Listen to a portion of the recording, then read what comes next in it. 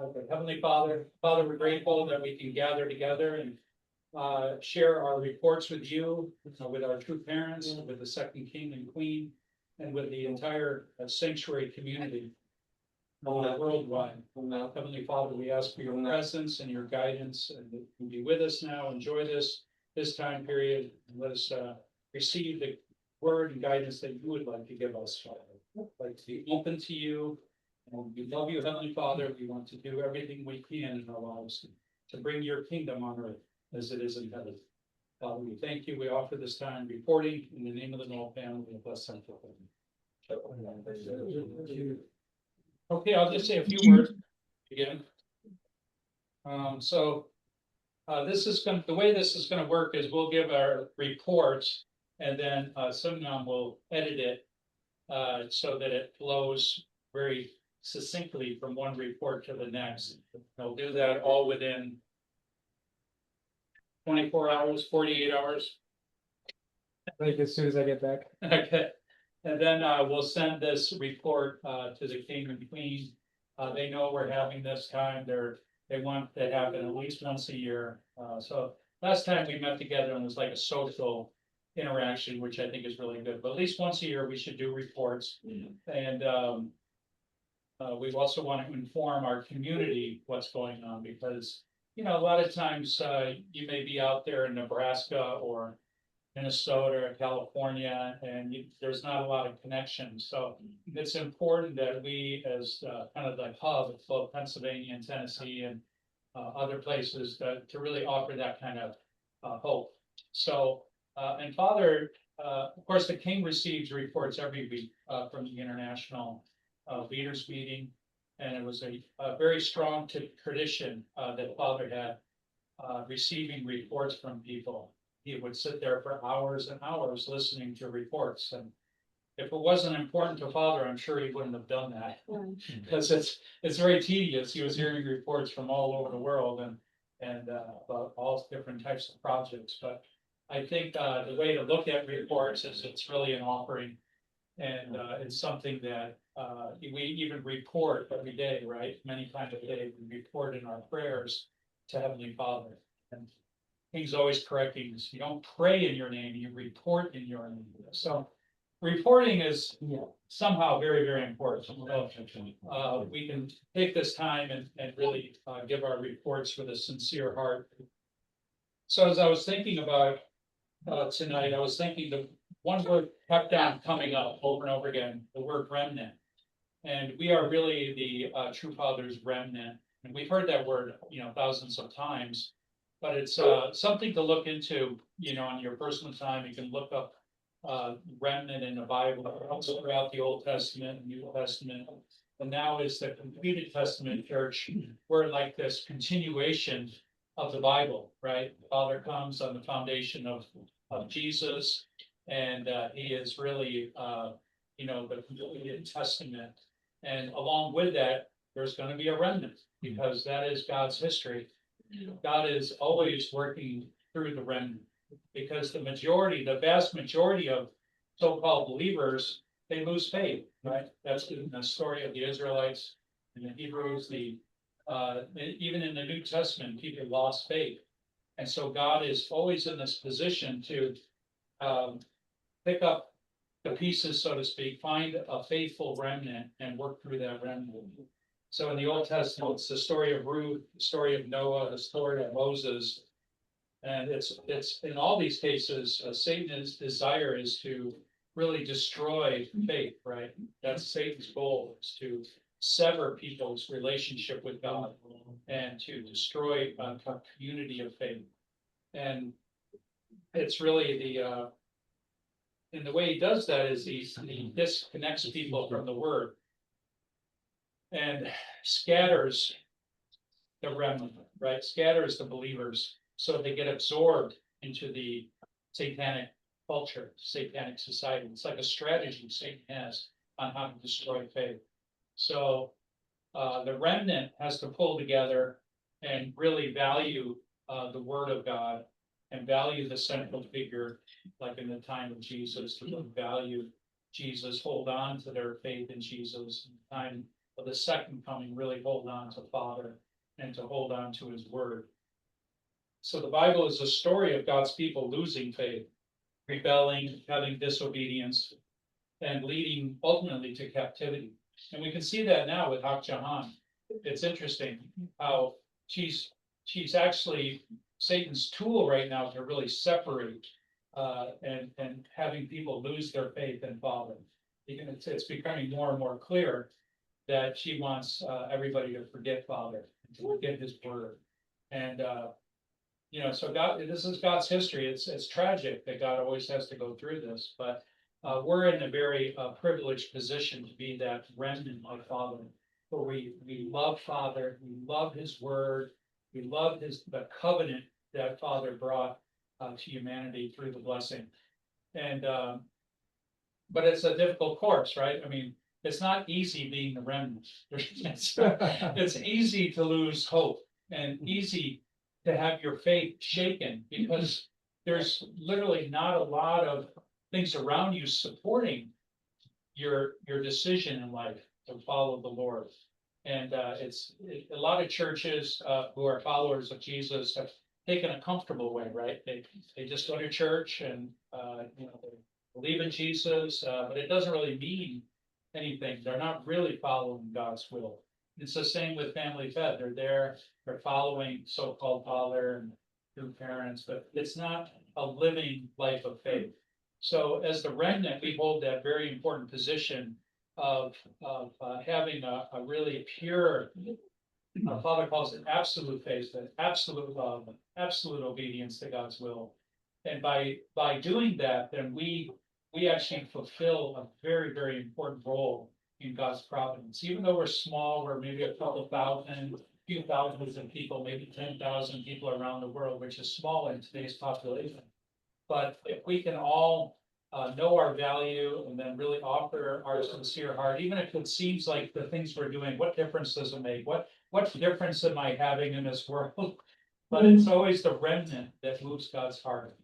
And I think that's our mission as we give these reports too. We are representing brothers and sisters all over the world, and we are here defending Father's heir successor, and we stand with the second king in our hearts, even though we struggle. I know about you guys, but I struggle. I want to have absolute faith, absolute love, absolute obedience, but there's the forces working against us. So it's more important than ever that we bind together, we support each other, we encourage one another. Like Sunday service is so important, to really be that hospital for people when they come in. Their wounds, they have a gaping wound, they're bleeding. We take them in, we bandage them up to get them ready to go back out. And that's the role that we play as brothers and sisters to each other. And then ultimately, we want to reach a point where we really are witnessing and really reaching out to our brothers and sisters. I know that we all struggle with that right now, but we have to really take care of our own house, create that foundation of love so strong that we just really want to bring brothers and sisters into this love nest, this place where healing and transformation can take place. So that's a really, I really, and when I was preparing for today, I was really thinking, wow, this is such a amazing position to be in, to be a remnant, to be that small group of people that represents so much the true Father, so much the second King, and so much to God Almighty. So don't listen to that voice that's on the dark side saying you're insignificant. What you do doesn't matter. Just give up. Go to your social club and just have a good time. Retire as a lot of people like to do when they get older. But we have to remain ever diligent and be loyal to the covenant, loyal to true Father as the returning Lord, and loyal to his word that he gave us. Look what Hak Jahan's doing to his word. She's telling people to burn them, to throw them away, and to accept a false doctrine of heresy. I mean, that's going to be biblically written about in the completed Testament book. But they're also going to write about each one of us as the remnant for remaining faithful and true Bob. Hallelujah. Amen. Thank you.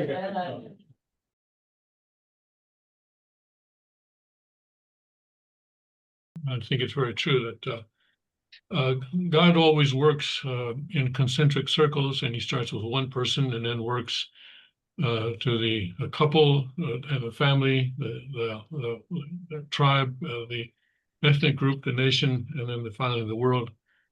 So what happens near the center, at the center, or near the center always affects the outer rings, so to speak, of those concentric circles. So yes, what we do does have a real effect on the world. And as you may know, the king in Taiwan and the others who are with him there recently completed a 40-day condition of doing offering Chongsong, or as we say, the dedication, the sincerity and dedication 7 times a day.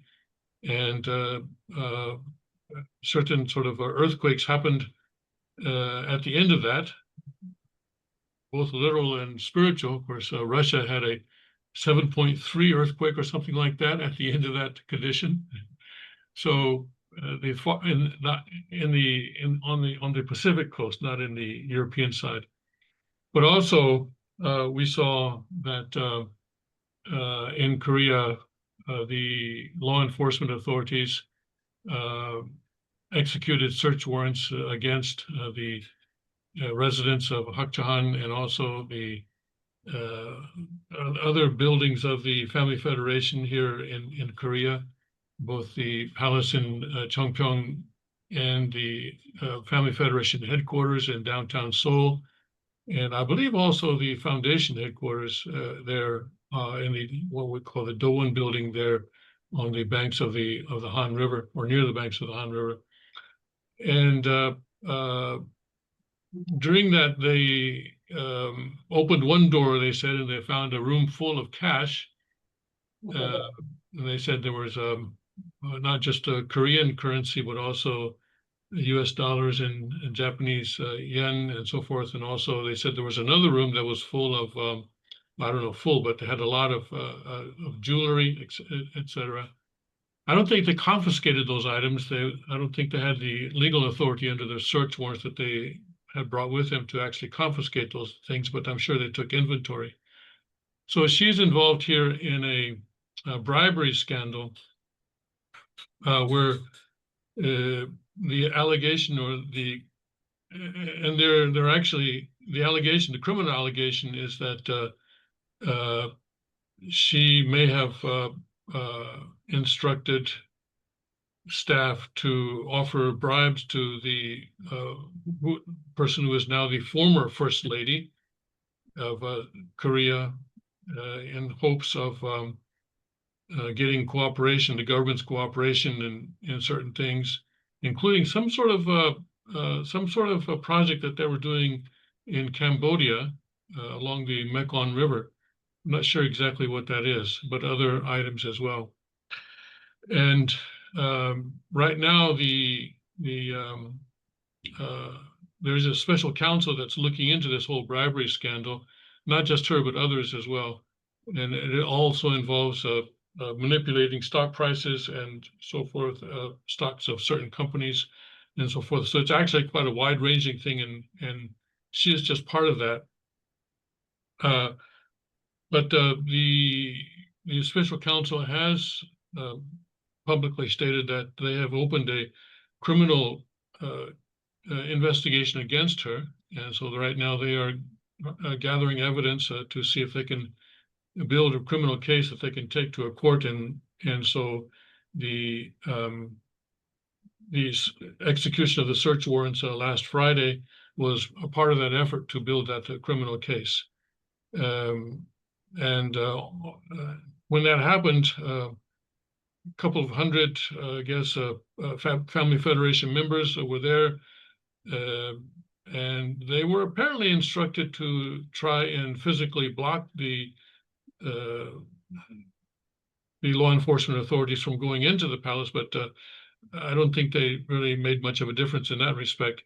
The special counsel people brought with them bus loads of riot police with riot shields and batons and so forth to make sure that they could do what the court had authorized them to do, and they did that. So that's one, and also, of course, day before, or actually, well, day before yesterday here because it's Tuesday here, but on Sunday the Japanese had a had an election for the upper house of their parliament, and the current prime minister's ruling or governing party lost its majority in that upper house, whereas someone who's sometimes referred to by the Japanese press as the Trump of Japan had a very good day in that election. He's someone who I'm not sure. I have to look into him carefully to see how much he's actually comparing to Trump, but he is someone who feels that there are too many foreigners in Japan, and Japan needs to be more careful about admitting foreigners to Japan. I'm not sure they really understand what Trump is trying to do when they compare him to Trump. But anyway, more conservative people had a good day in that election.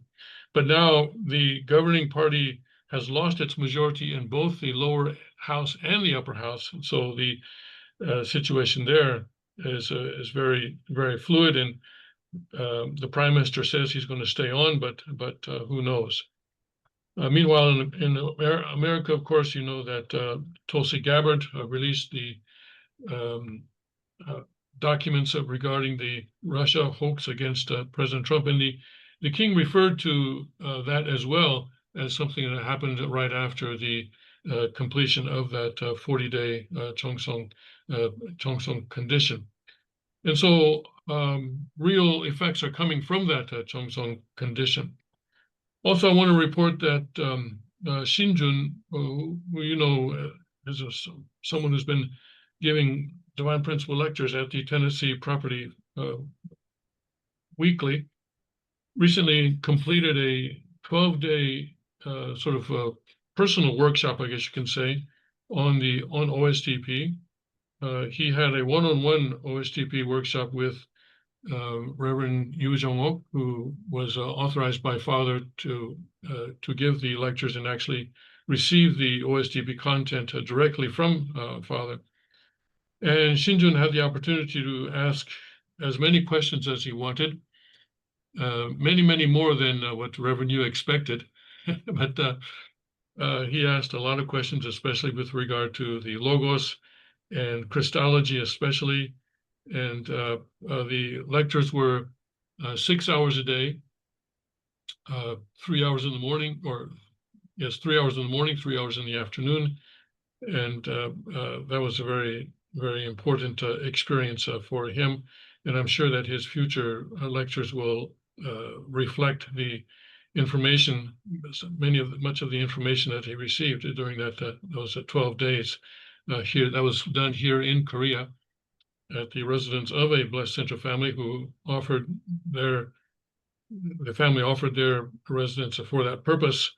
And so they were sort of Reverend Yu, Shinjun, and then I all stayed in that home for 12 days through that. My role then was to just assist with some translation as necessary, but very little translation was actually needed.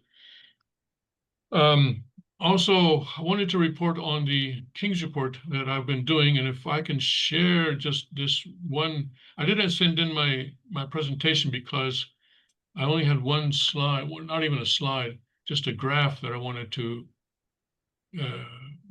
share. Am I able to do that? I guess I am. Okay.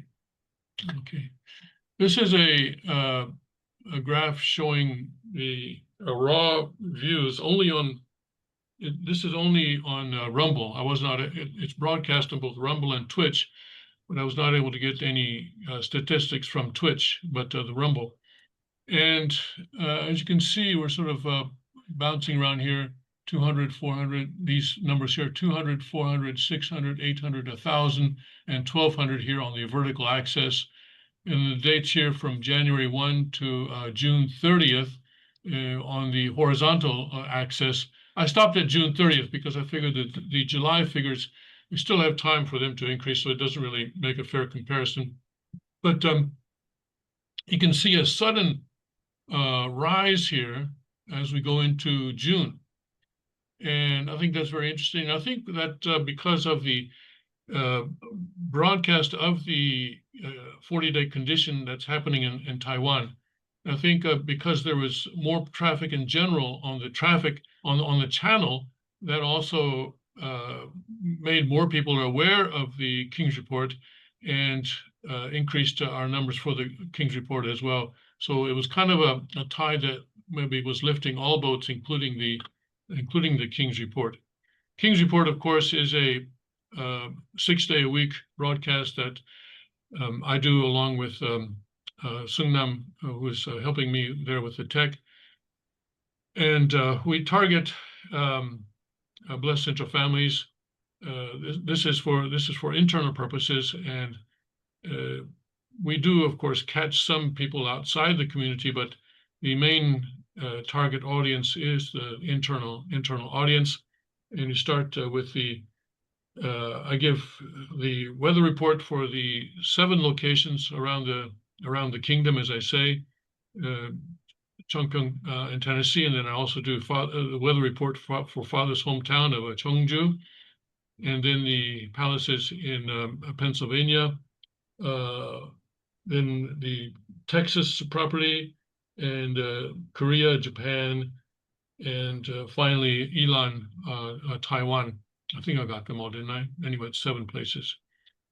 And then after that, we do a little bit of Father's Word from the Cheonsongyong, just a random, or not, Father helps me select a place within the Cheonsongyong, and then go through the sort of what's going on in the news from a Cheonggyu perspective. All right, thank you very much. That's my report for this morning. This evening, I guess it is for you. Okay, thank you.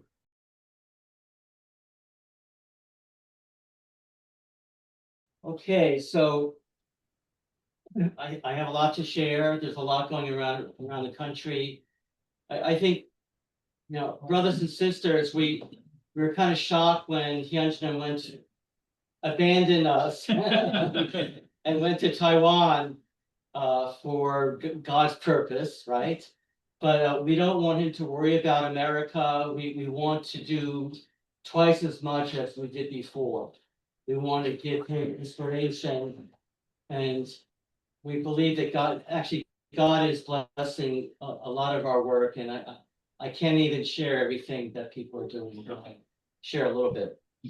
So I want to start out with the report from Berkey Clutcherson and from the American Clergy and Leaders Alliance. She's located in North Carolina.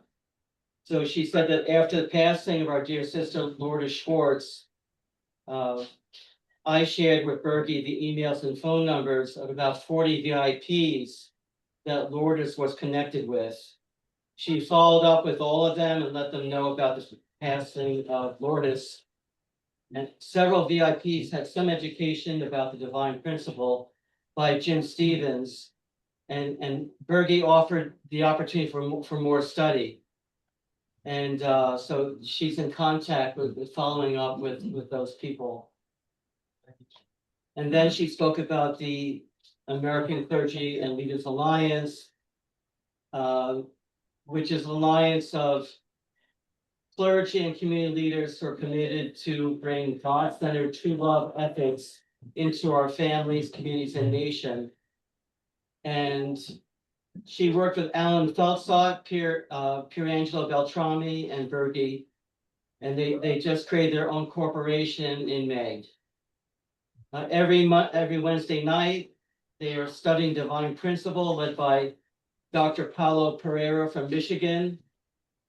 And they are studying the Divine Principle booklets, which you can see on the right there, which Alan Feltzot wrote the script for that, and then Pierangelo Beltrami designed that into the booklets. So she says they're a great tool for outreach and witnessing.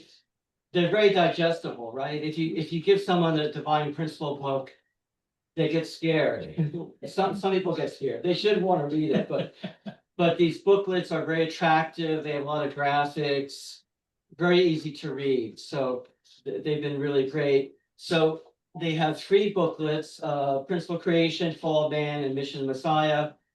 And then you can see on the lower left, hopefully, there's a new booklet on the Principle of Restoration that Pierangelo is holding up. And that'll be available within a week or 2. And then we also will publish a book about parallels of history and the second coming. All right. So basically, we'll be covering the content of a 2-day workshop. All right, and then every Thursday night, they meet for their regular ACLA Zoom meeting. And they've had many really wonderful guest speakers about marriage and sanctity of life, health and sexuality, different topics. And they interviewed Jim Stevens about his book, 101 Proofs for God, which is a great book. And also they interviewed me about Genesis 1:28, civilization and its enemies. And there's another book that Jim Stevens is editing called The Second Coming of Christ. So that'll be available soon too. And next, going to Alan Feltzod in South Carolina.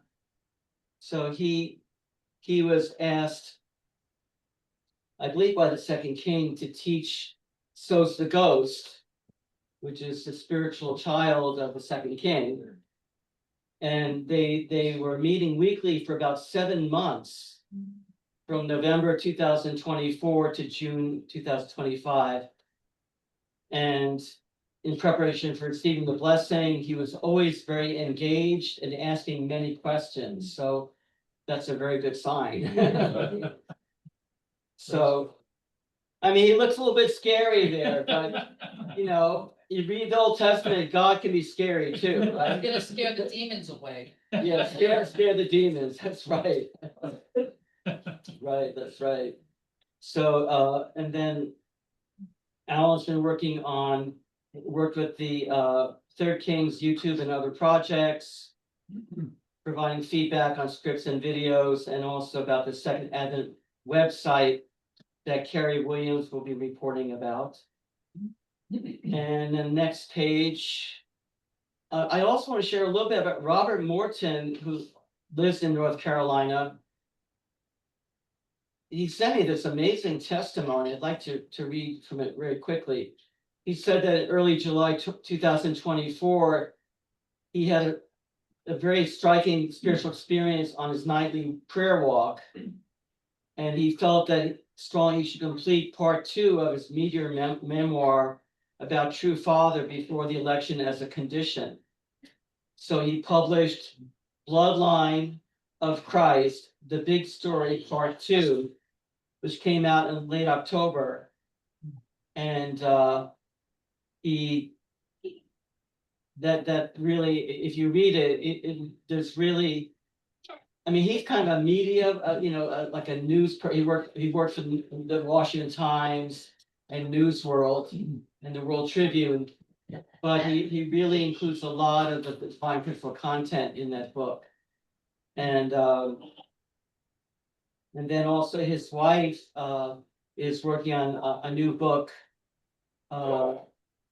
that's coming out in a few weeks called Eternal Butterfly, Lies of Love.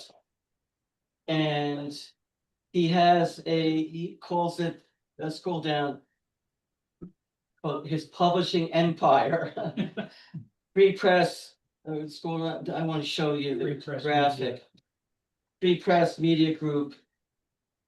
And it is doing great in every department except for business. It is 25 years old, but it did not become his family's sole source of income until 2018.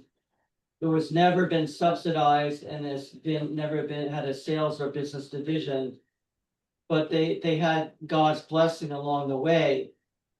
However, the big tech censorship regime beginning in late 2021 hit them very hard, harder than other conservative media, because he was unwilling to compromise on covering the COVID pandemic and the 2020 election fraud. Which, you know, they did cover that, so they were, I guess they were censored and banned and suppressed.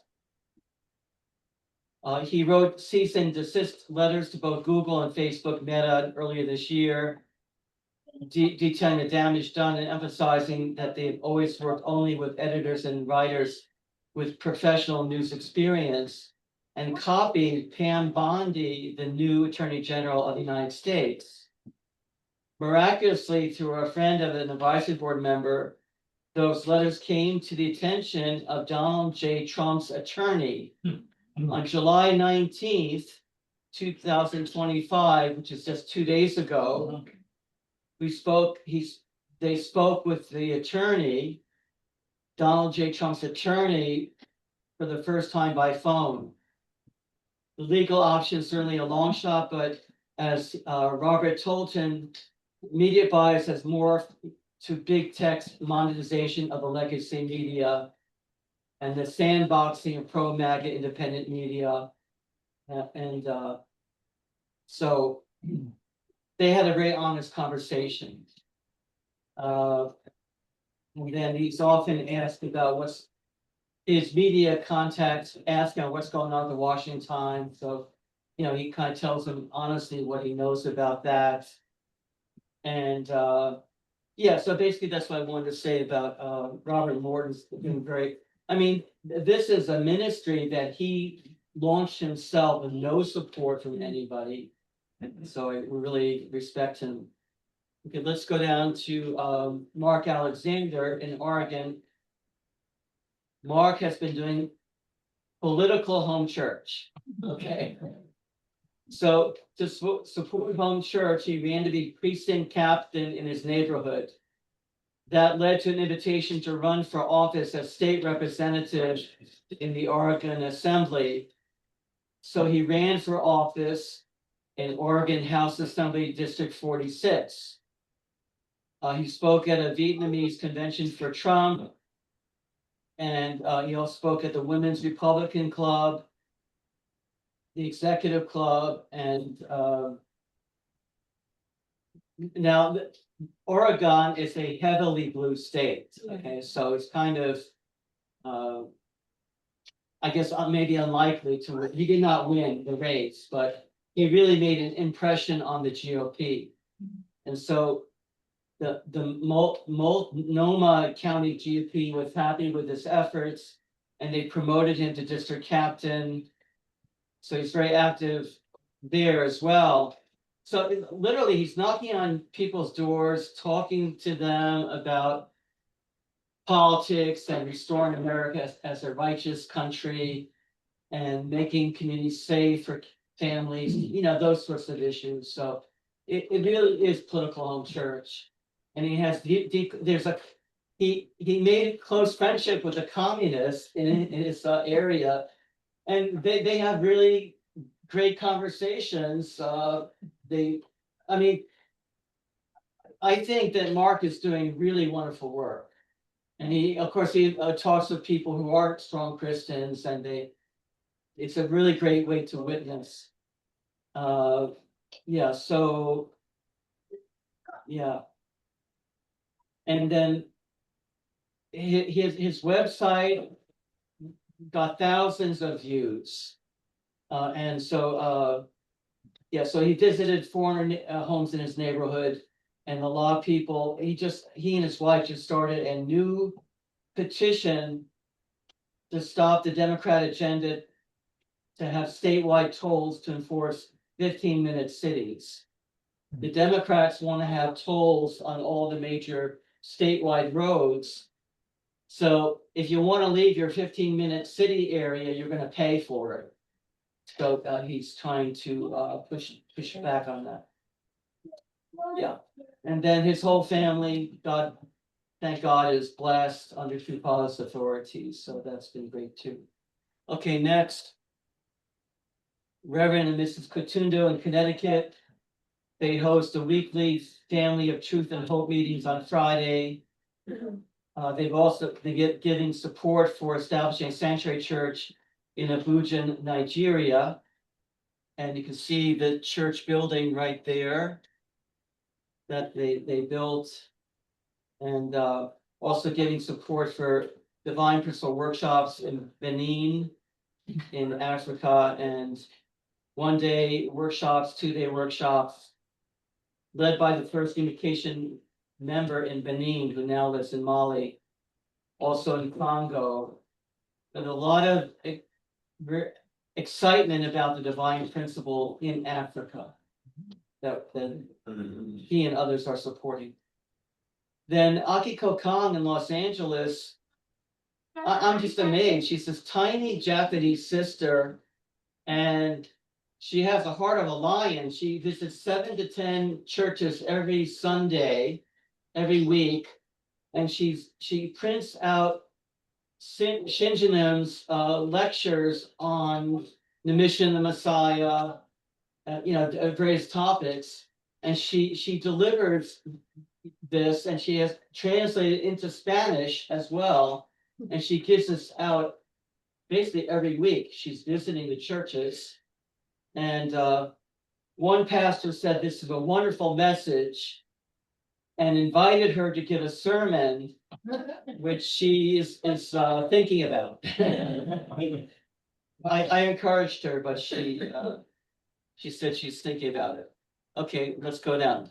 Now, also there's okay, I was going to talk about Doris Smith and her running for school board and winning the Republican primary to run in the election in November. So and then also Pierre Janou, he won the Republican primary to run for Westfall Township's supervisor. I think he has a good chance to win as well. So that's great. And then up in the upper right, you'll see Anastasia and we went to the Pennsylvania Leadership Conference in Harrisburg. We want to continue Lord's tradition of going there almost every year. And so we did a lot of interviews for the MAGA Kingdom report, which Anastasia will be reporting about later. And then also promoting the Freedom Festival there too. Okay, scroll down. Yeah, there's a door, keep on going.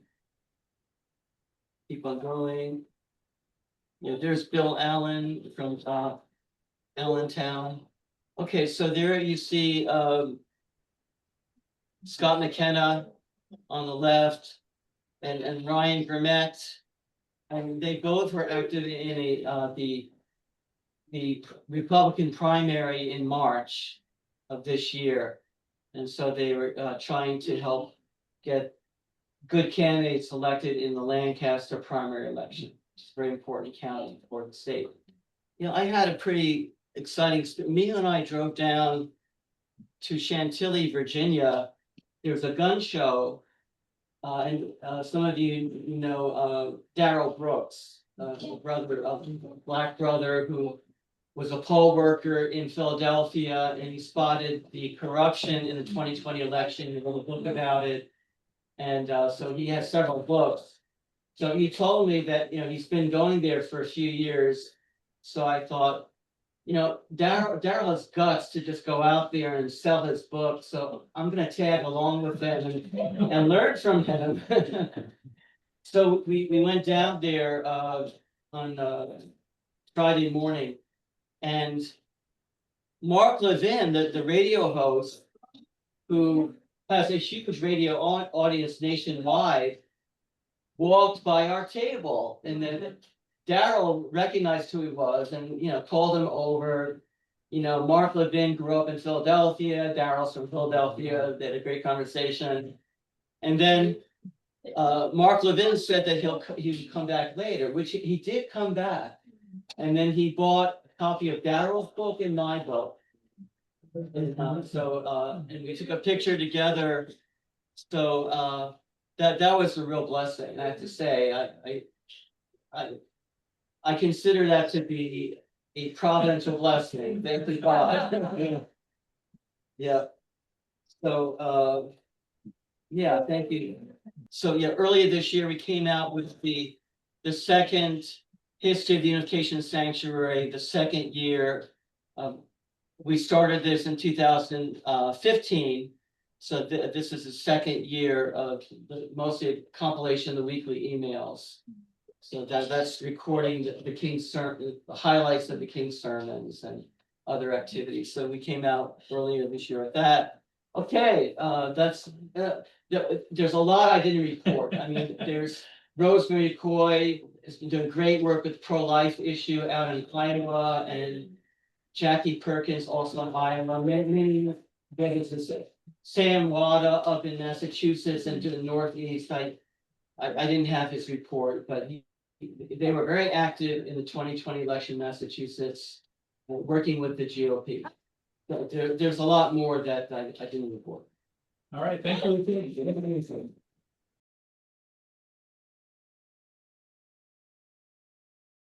Hello, Well- everybody. Hello, everybody. Can you see Hey, me? Yeah. Yeah. My report is going to be mostly oral. When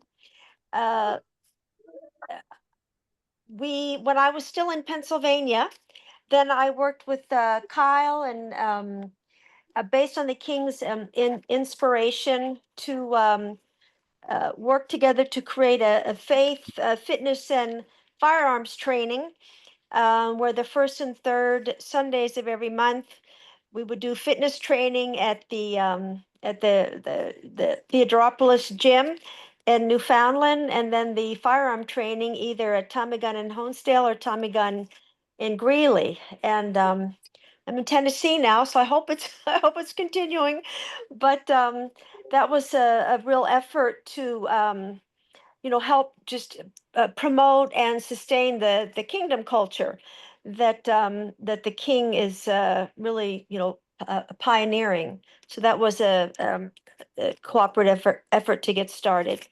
I'm very happy to announce we finally have the Unification Sanctuary Blessed Family Traditions book. This has been a labor of love headed up by Dorrit Smith, and Jim Stevens actually helped at the beginning, and then Dort and I kind of brought it to completion, and it's something that I really hope everybody can. It's now available on Amazon as well as as a PDF to download. If you go to the Sanctuary website, it should be available. And this is really just so important. The Unification Sanctuary Blessed Family Traditions, and it has all the traditions started by Father when he was on, when he was on earth. And also one thing that really I think is really valuable, it shows how the second king has been continuing and bringing those traditions also into the age of Changaguk by we included self-defense lifestyle. There's a section on how we can appropriate that lifestyle, and also includes the Constitution of the United States of Changaguk, creating a lifestyle of mind-body training. And as more and more people from the Family Federation come back, they can see that the second king he's been the one preserving Father's teachings and traditions. And so this book is really essential for everyone, and especially for new people that join us. We have such a rich history of traditions. So I'm really happy that we finally were able to complete that. Um, Also, I guess Richard had so much to report, but Richard, isn't the Rod of Iron Kingdom Rising book coming out? he was asked to revise, update the Rod of Iron Kingdom book that that Second King wrote and put out a number of years ago. And Richard was tasked with updating it, and he asked me to help participate.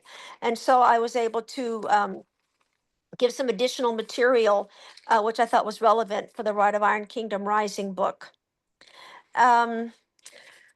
Holy Spirit University is in its 10th year of operation, and I'm really excited about the Just Parenting training. You know, the King and Queen have invested so much in helping us create Changlegook culture with, love and respect, and also with the Just Parenting training.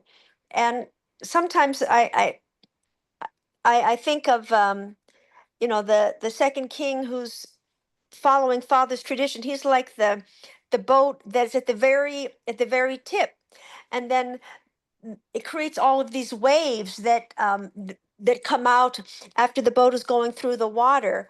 And that the second king, he's in Taiwan now, and he's helping to bring down the CCP.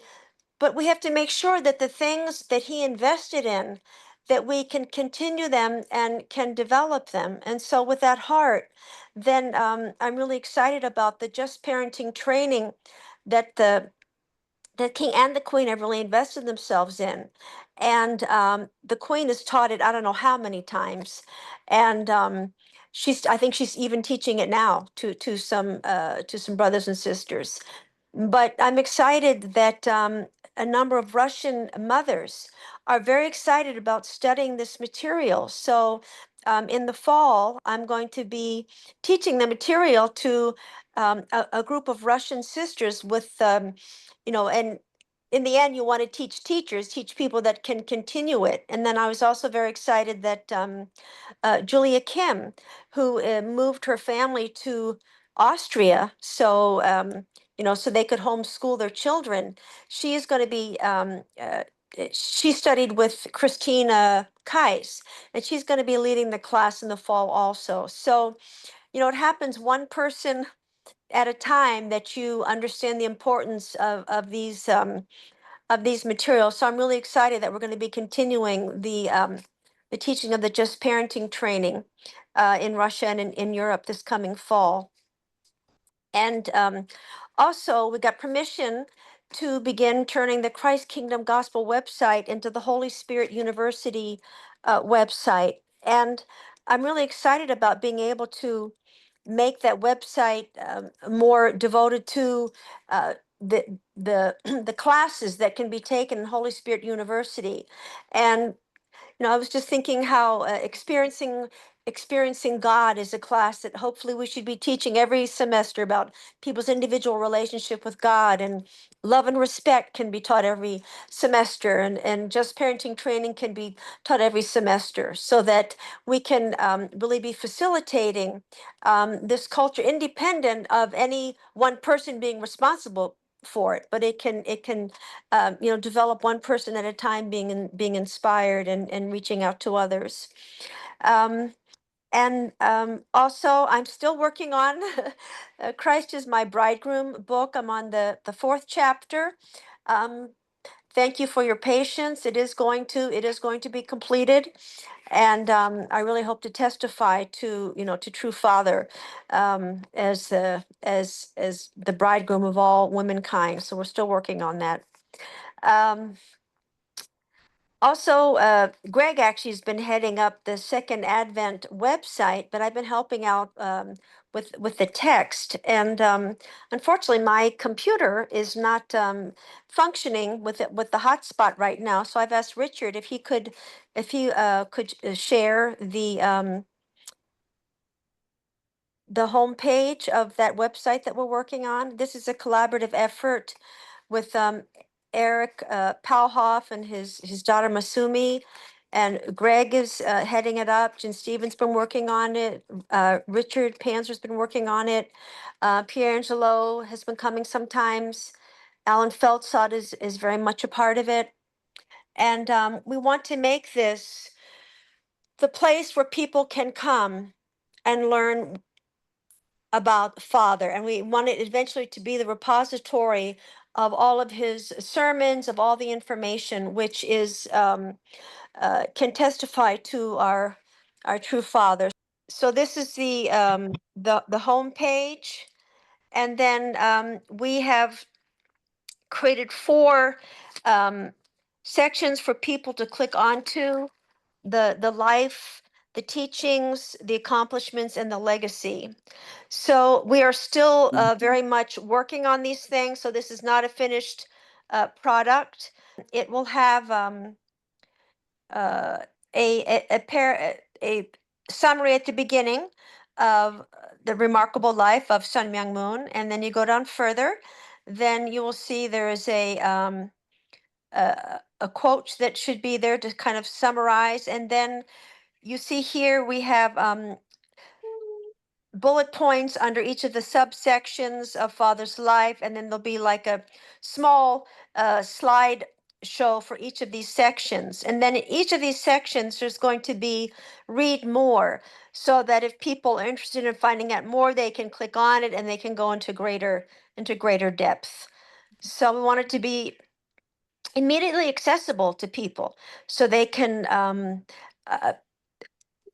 very attractive to be able to understand Father's life. And then we go to his teachings, the revelatory teachings.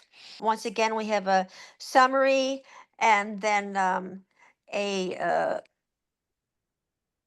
Then there's a menu on the left. right. Then we have the principle of, there'll be a menu, and the principle of creation, the basic teachings of divine principle. And then we want to, at the end, have another click on, and then we can see the 8 great textbooks, and we can share the importance of each one. And once again, we don't want to overwhelm people at the very beginning, but make it immediately attractive. And then as they become more interested, then they can click on and learn more. And then next we have the myriad accomplishments of Sun Myung Moon, and it's the same format. And we are working on making it thorough and yet not overwhelming. And then finally, we have the legacy. And so the change of blood lineage, which our true Father gives us. And so we hope to finish this before too much longer. We're working hard on it, and something which it really will testify to our beloved true Father. Okay, well, that was my presentation. Thank you, Carrie. Very much.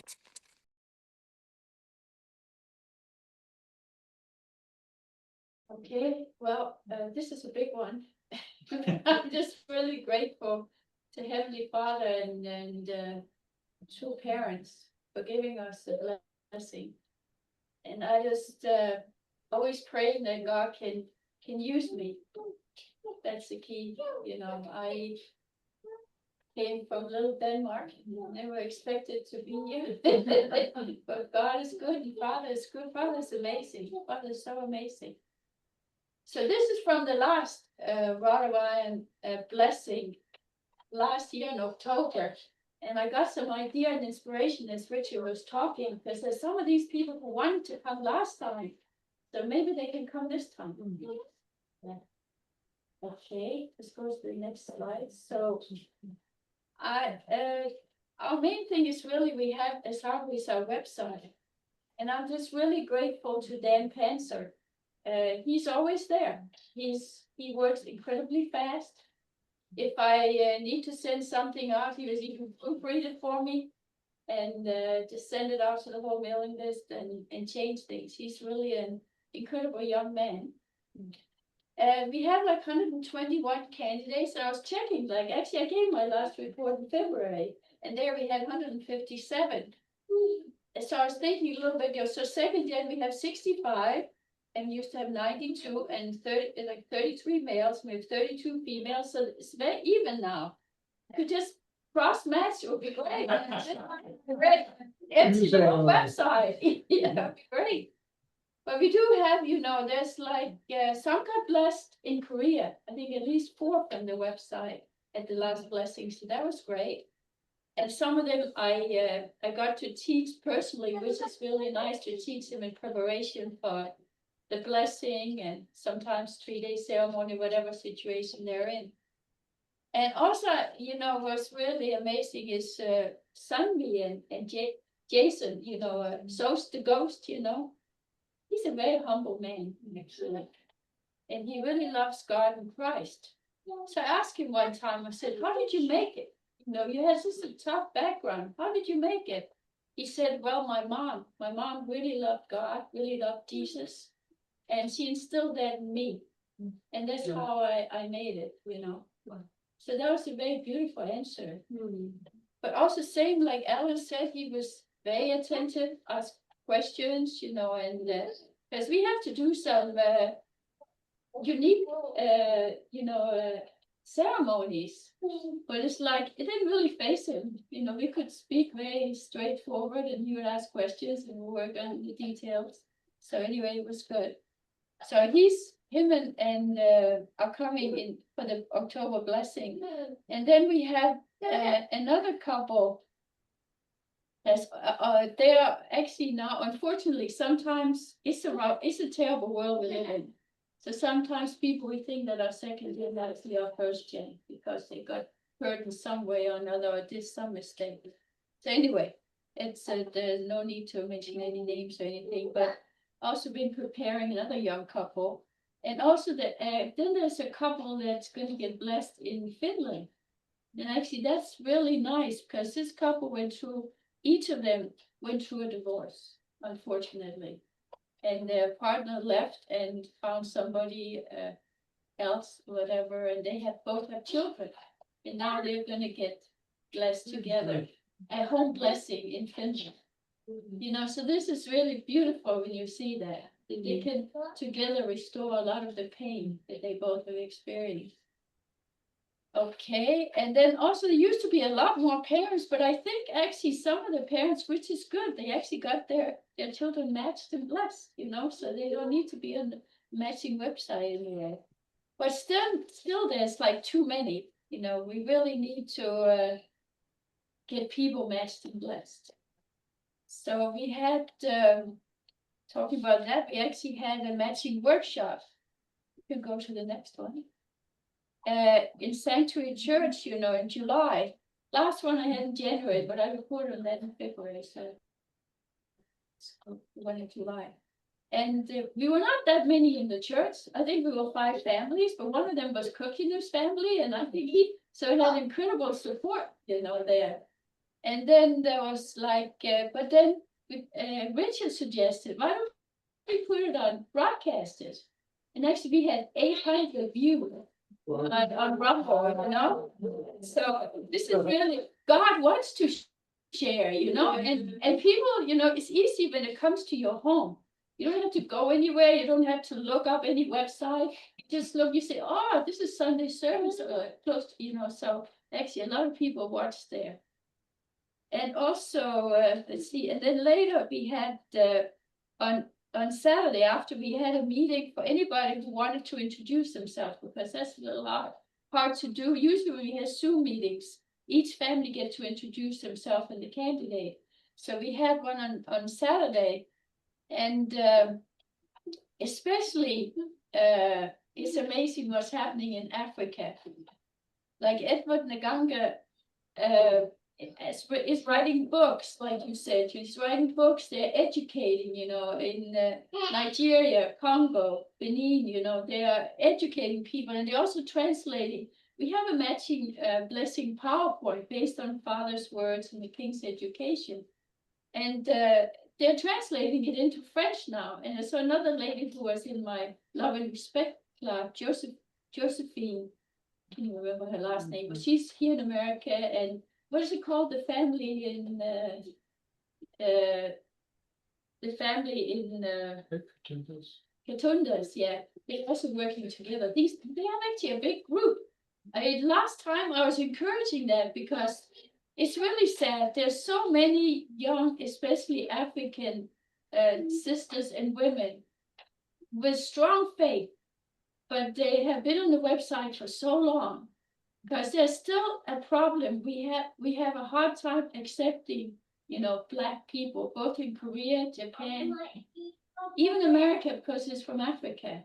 It's not, so it's like, and also it's hard because they don't have so much money. So it costs a lot to get them here and stuff like that. But very good. I mean, so many good first gen, second gen, especially women. Only very few men. And they have a hard time, but now they're working together. It's like Africa is coming together because I said, you got to work on it. We can't take care of it from here. We can support you, but you got to work at it. So they're really, I feel, making a lot of effort now. Yeah. And then there was families from Malaysia, Philippines, and United States, and Panama. Anyway, so let's see. And then also, I'm very grateful to Carrie, for the HSU, because it's easy to put on like a class, the love and respect. And so we had a love and respect class in the spring, and we had we didn't have many couples. We had 5 couples and then 3 individuals who were preparing for matching and blessing. But what was really nice was that the couples were kind of helping the young candidates that maybe were struggling to find a match, giving support and guidance. So it was a lot of sharing. This was really deep, actually. I'm very grateful for that. I try to invite, because unfortunately we have also a lot of couples who are struggling and getting divorced. And especially one couple, they've been together for 10 years and they have 2 little children, It's like, I guess we have to really pray for each other. We have to really pray for them. It's anyway, it's a long story about this, and constantly I have to find more resources and more ways to really help. We have Pat and Peg, and they're like a couple counselors based on love and respect, and they do a great job, but they haven't had. It's like people get to a certain point and it's very hard to get them to go to a counselor, unfortunately. And sometimes they don't ask for help until it's almost too late. But it's never too late. Father always wants people to not to divorce. So I'm even praying that some of them, even they divorce, but that's like kind of a little bit on an external. They're still blessed, They're eternally blessed if they don't make some stupid mistake, if they don't fall. So I have a lot to learn. There's also a lot of issues, like people have issues with anger, pornography, and other addictions and pains from the past. There's a lot of restoration is needed. So trying to find, of course, it's all in the principle, but sometimes you need more practical, what to do, and find, sometimes counselors and things. So, yeah. Anyway, I think this is it. Thank you. Hey, well, thank you.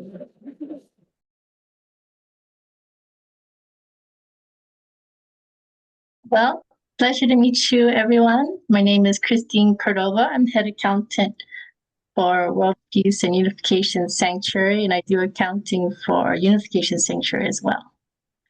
So, before we go into the financials, I want to go over the differences between the 2 churches. So we have World Peace Unification Sanctuary, and this one is going to be the one that does all the ministry work and all the Sunday services, the Holy Day expenses, the ceremonies, the prayer tours, the Taiwan Providence, Sanctuary Academy, staff payroll, all those goes through World Peace Unification Sanctuary. And Unification Sanctuary is really our asset church. So this is where our properties are, like equipment used for properties, like our trailers to haul like mulch, gravel, and our vehicles, this is where those are stored. So I'm just going to go over a draft statement for world peace. So unfortunately, we're still missing a few credit card reports for 2024. We got most of them, almost all of them, and we're still processing a lot. Unfortunately, people who have a ministry heart are not always, they struggle a lot with giving credit card reports. So we're working a lot, and they became a lot better, but it's a work in progress we're still working on. And this is World Peace. So last year we had a lot of support. In total, we received almost $1.5 million support. Unfortunately, our expenses were more than that for World Peace, almost 300,000, well, over 300,000 more. And then, so if you look at Unification Sanctuary, however, we had almost 600,000 net income at the end. So unfortunately, a large portion of that is going to be donations for the Grand Sanctuary. So we did eat into a little bit of that restricted donations. But we do have it, it's earmarked. So then later when we have a surplus of tithing, instead of restricted donations, then that will go back. So some parts of the financial statements are a little bit confusing because there is a lot of interweaving between Unification Sanctuary and World Peace. For example, we have the salary fee, the World Peace management fee. That's basically the time the employees from World Peace have spent in Unification Sanctuary. And as well as we have, like, the two churches give grants to each other, and a lot of expenses through the credit cards of World Peace are actually belong to Unification Sanctuary. So it gets a bit messy because they're so interconnected. So I like to look at the bottom line for both of them, and then we get a bit clearer image if the church is doing well, have a surplus of cash or not. And so this is last year's Water Freedom Festival finances. So we received a huge amount of donations last year. However, about 108,000 were for Japanese members' expenses. The Japanese World Peace donated in order to cover the bus rental and hotel fees for them to go to both the Freedom Festival and to the blessing, as well as some food, maybe expense as well. So we have, so if you take that out, then you can see that the revenue and expenditures are pretty much the same as 2023. And unfortunately, the loss is the same as well. But that's sort of the cost of a high quality festival, is you pay a lot for rentals. Like, unfortunately, we have to pay more, like we pay more honorariums, and luckily a lot of speakers are okay with us paying for the airfare or travel expenses. And one good thing is that we see that we doubled our sponsorship income, and our church booths were doing pretty well too. Our church booths basically tripled in revenue, so that's always good. And then we're going to go into the draft for this year's expenses. It's not very accurate, so I hope you could take it with a grain of salt, because we still have a lot of unreported expenses. Like I was saying, ministry people are not the best at reporting their expenditures timely. So Jim Stevens had been putting the gold standard for our credit card reports. He always does it on time and very clearly labeled with the receipts all clearly attached. But everyone else is still learning and struggling. So yeah, we do receive a lot we receive a lot of public support. This year, we're having a bit more tithing compared with restricted donations, so that's a good sign. And oftentimes, like the past few years, I would say people have been doing more restricted donations rather than tithing, because if they want to be, times are tough. If they want to be able to donate, they want to be able to donate for something they really care about. But unfortunately, that generally means that it's not enough to cover operating expenses. So this year we have a large amount of tithing. I think over 300,000 of this is tithing. Over about 140,000 though is for Taiwan Providence, but if you consider the salary cost of employees like King and Chigurh and Victor being in Taiwan, as well as the credit card expenses, then it's basically covered. We also have been sending money to Taiwan to help support them over there. So I wouldn't say we're really particularly eating into that restricted donation. Because of that, I would say we're actually doing pretty good this year in terms of that. I think Carrie would be happy to hear that people have donated about almost $8,000 for the HSU classes. So that's always nice too. So Unification Sanctuary, we have received a lot. Don't believe the expenses, it's much higher than that, because good portion of these unreported credit card expenses, I would say at least 30% is going to be Unification Sanctuary facilities, equipment, or program expenses. So we're going to figure that out, and we have to figure out which expense was, clarify some of the expenses of World Peace and Unification Sanctuary. So people have been donating a lot too. We've also been receiving a large increase tithing to Unification Sanctuary. We do have we still received about $150,000 donation for the Grand Sanctuary. And we received about 25,000 restricted donations for Taiwan here as well. And that's already been used for some of the grants to Taiwan. Some of that's already used to help buy a car for the king. So we're doing pretty good financially this year so far. We have a large cash so far, but usually the later this year is going to be the high expenses. We're going to see a lot more expenses, more September, October. It's the most expensive part of the year.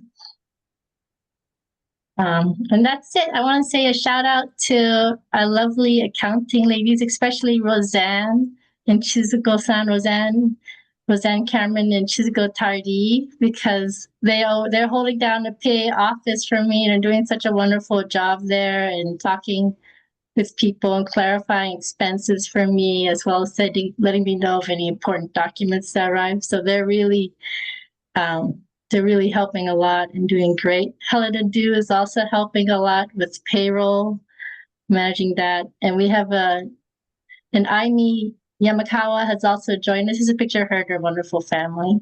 And she's helping a lot with posting credit card expenses and getting those clarified.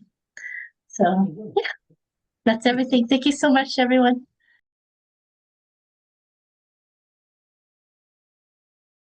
Well, I think first of all, it's really wonderful to be here with everyone, and whoever can see us, right, America, overseas. I think Christine explained a lot of the detail, and a lot of other things are very particular, but if you have any questions, we'd be glad to answer any questions. But I think the things that we feel that is very important is always acknowledge everyone's contribution and beautiful heart donating. Every time that we have like a special event like the Grand Sanctuary or the Taiwan Providence, as we open the mail, we feel not just the contribution, but the people's sincere heart to donate. and to wants to be part of it, you know, we are all over the place, but we want to be together somehow, you know, and we feel like, of course, you can give as much as you can, but we also know that for some people, their contribution is not easy, you know, but they still trying to do that, and they so faithful, right, to the person. So I really want to thank you everyone for their effort. I don't think it matters how much you give, but it's how you give. That's what is very important, you know. We know people that share experience with us and say, wow, I was trying to find a way to donate, and then all of a sudden I get this check on the mail from some kind of non-expected place, and then they felt, oh, now I can donate it, you know. So you feel like when your heart wants to give, God also finds a way, you know, and bring it to you. Another thing that I want to say is, you know, to me, it's been a very wonderful experience. Sometimes a little challenging, right, Greg? And Chizuk, we have to pick our brain. Oh, how are we gonna do that now? You know, but anyhow, working together, I feel so blessed because Chizuk and I really work well together. And with Greg also and Christine. I mean, we wish we could be all together still in PA, but it doesn't matter because we call each other, we talk, we send messages. Somehow it works. You know, sometimes we think, wow, we did it, right? Something we happened anyway. And so pretty much I think that's how I feel. Also, it's very busy for us when a big event comes like the Rodoviary Festival, because there's a lot of extra things to prepare, but we are still the same number. So we have to really stretch. But so far, again, it works somehow, you know. And I want to thank you, everyone, because everyone is important. You know, if everyone brings their receipts, if everyone writes clearly where they wanted the donation to go to, so make our job much easier, you know. And also clear emails so Chizuko can say thank you, all those things. We want to do a great job, but you know, I guess it's a day at a time. I think in my behalf, that's all. Do you want to share anything, Chizuko? Okay. Yeah. Yeah, I'm very appreciate everybody to we receive the tithing and all the donation. Really appreciate everybody's heart and offer to garden through parents for progress. This is really we are precious job, hard job, but precious job. I feel. Yeah, thank you. Yeah, thank you.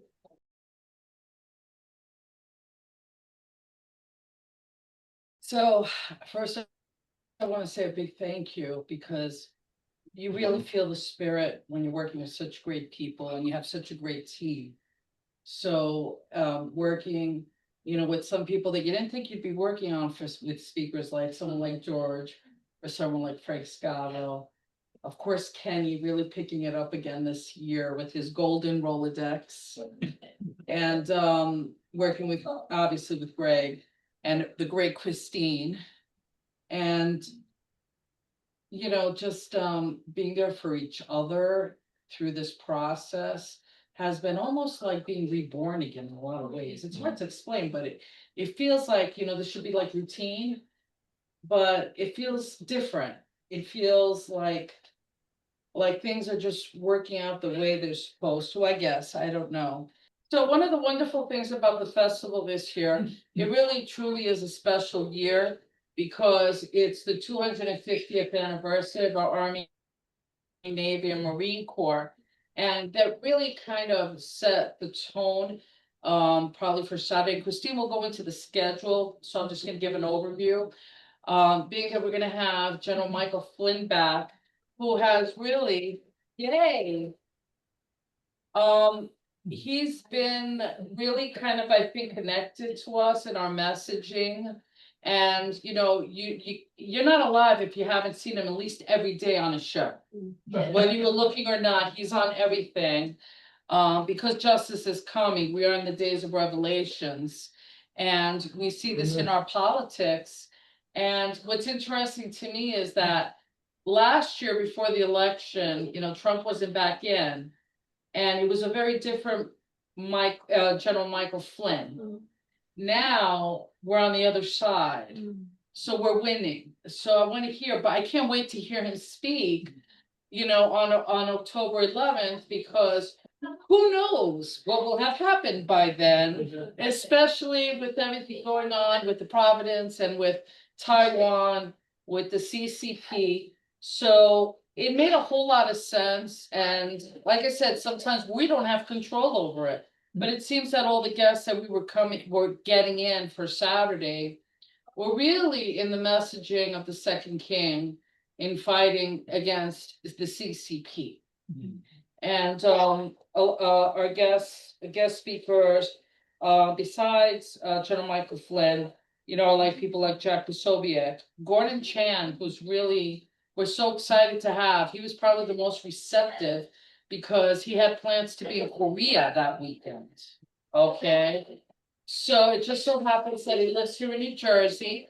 Actually a big Trumper, right? He's got a history. And when I got to speak to his wife firsthand, and you know, they knew who we were. They loved our messaging, and they knew that he had to stop that trip to be here with us. And there he is, Gordon Chan. So we're excited to make that connection with him long term. Because he's here in Jersey. We have another exciting award that we're gonna be giving out, who's gonna be guest speaking.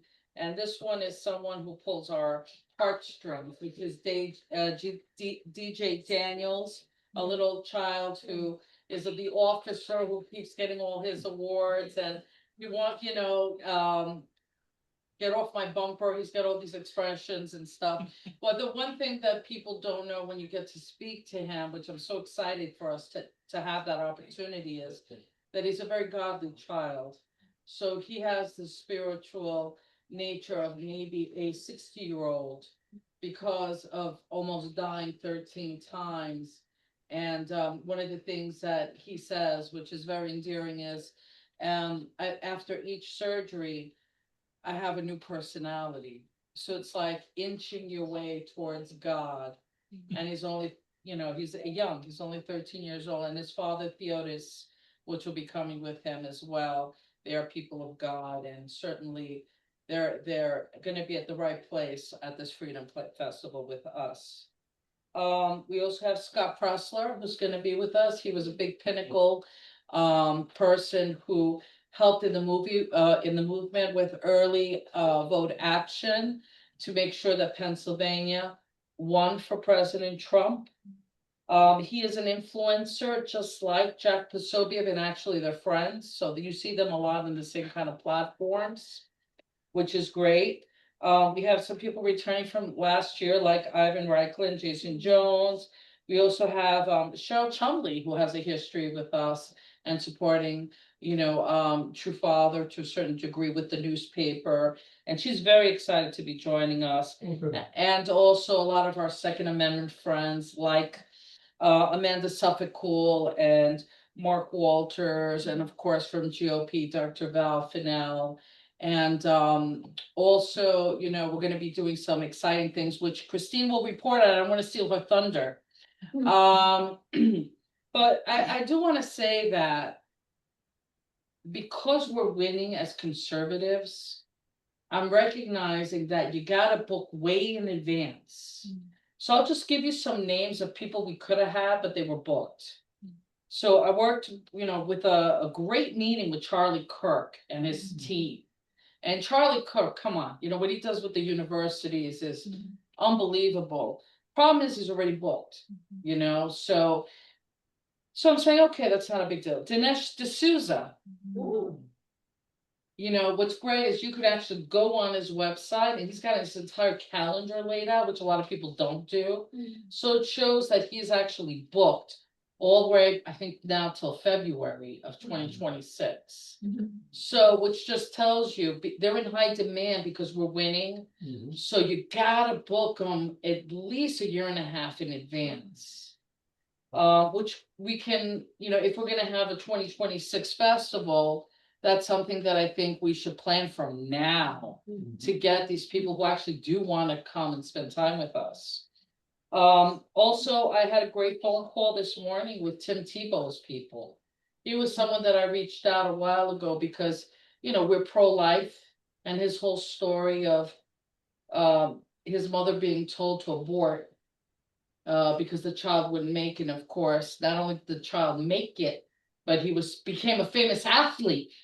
So, touche.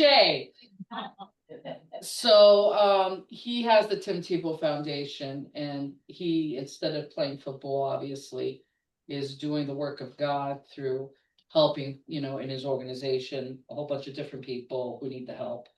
Also, I was talking today with Gary Sinise and his people. So he has this organization called the Gary Sinise Organization. You're not going to believe where they're located. Tennessee. So close, right? So anyway, so he also has a band called the Gary Sinise and the Lieutenant Dan Band, and that's based on, we know from Forrest Gump. Right. So one thing that about Gary Sinise is he's been working with veterans and building homes for veterans with who've lost limbs that are very specific to their needs. And because he works with so many veteran groups, he's also our cup of tea. These people are all, people we'd want, so unfortunately they're booked, but they can do the following year if we want, but we would have to book it from now. So you get the drift now, right? Yeah. Everything looks great for 2 years from now. Fabulous. It's looking great this year. It's looking this great too. It is good. And we don't stop. I mean, I haven't given up on Alex Jones. It's not gonna happen. Steve Bannon, we know it's not gonna happen, but can you give up? No, you cannot. Okay.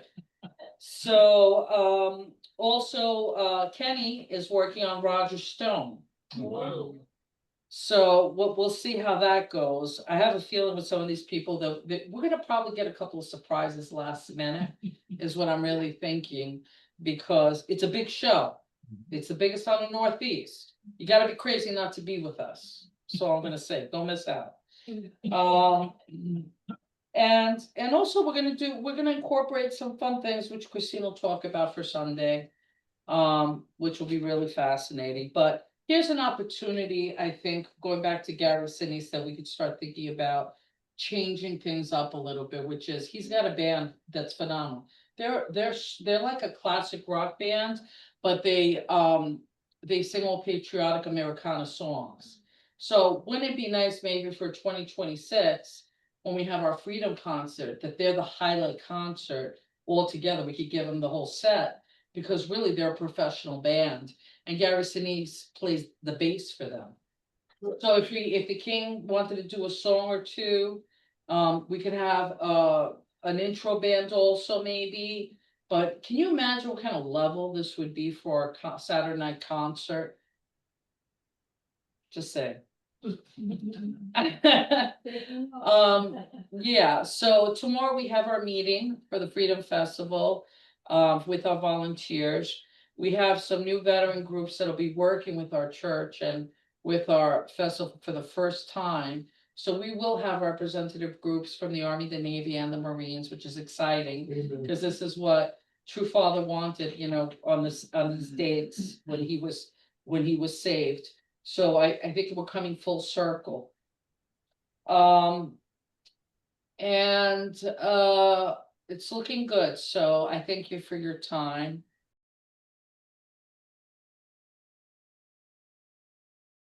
Good evening, everyone. Am I audible? Yes, Yeah. loud and clear. Who can guess where I am in the background here? Bonus points. Anyone? It might look familiar to some people. Philadelphia. No. It looks like the lake at in Pennsylvania where the king was, the Lake Sanctuary. Exactly. Ah, Ri- I get the prize. Ryan, you get the prize, Tim. You are the prize. Ryan and I had an amazing opportunity to stay there 2 years ago. He was helping build a ramp in the front there with William Gagg. So I took full advantage of the meditative, beautiful weather. So I thought you'd appreciate seeing a little slice of heaven there in the Poconos. Yes, thank you. I have some wordy slide here. Let me know when you can see it. Yes. Yes. Very.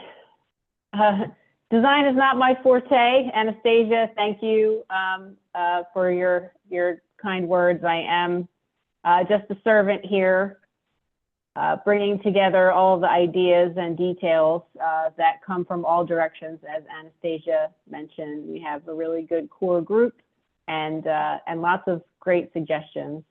So I have really just boiled down the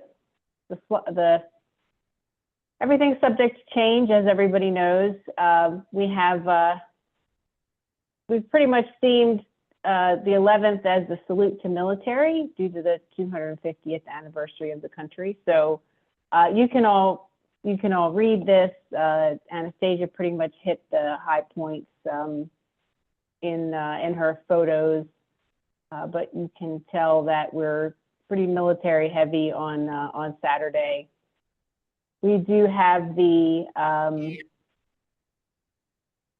auction. The gun auction is still planned for Saturday. I really just focused on the talent here and the concert. Hopefully, the Ghost and King Bullethead will be amenable to a special appearance with Chris Darlington. We're pretty excited about that.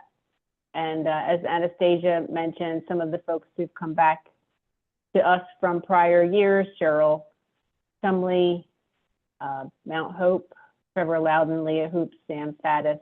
We are really excited to have DJ Daniel and his dad come to bring their special energy and godliness to our event.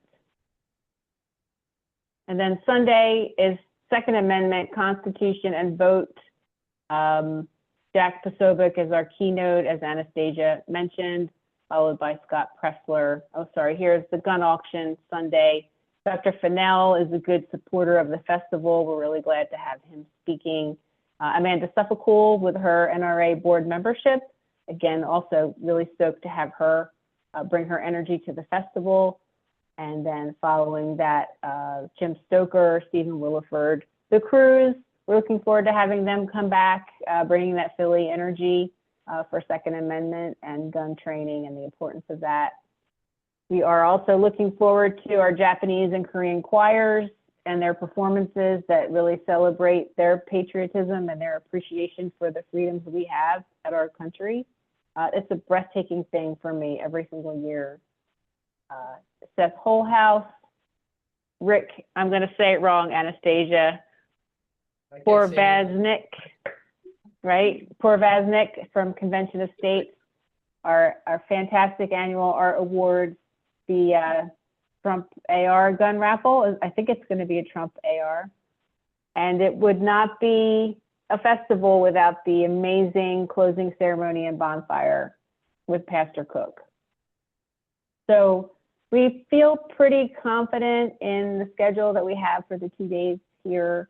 There's a different guidance, I think, that we're all going to feel in our hearts with our beloved sister Lourdes in spirit world, touching everything that we're doing. She's left an amazing legacy behind, and I'm looking forward to making her and True Father proud as we put on the best festival that we can. And there are a lot of volunteers that are going to help make it happen, from the VIP side to the tech side, staging, accommodations, VIP lounge. It's an amazing, amazing amount of energy and effort that I get to be a part of and personally contribute to, and really, really excited about this year's program. So that concludes my report. Thank you. Thank you.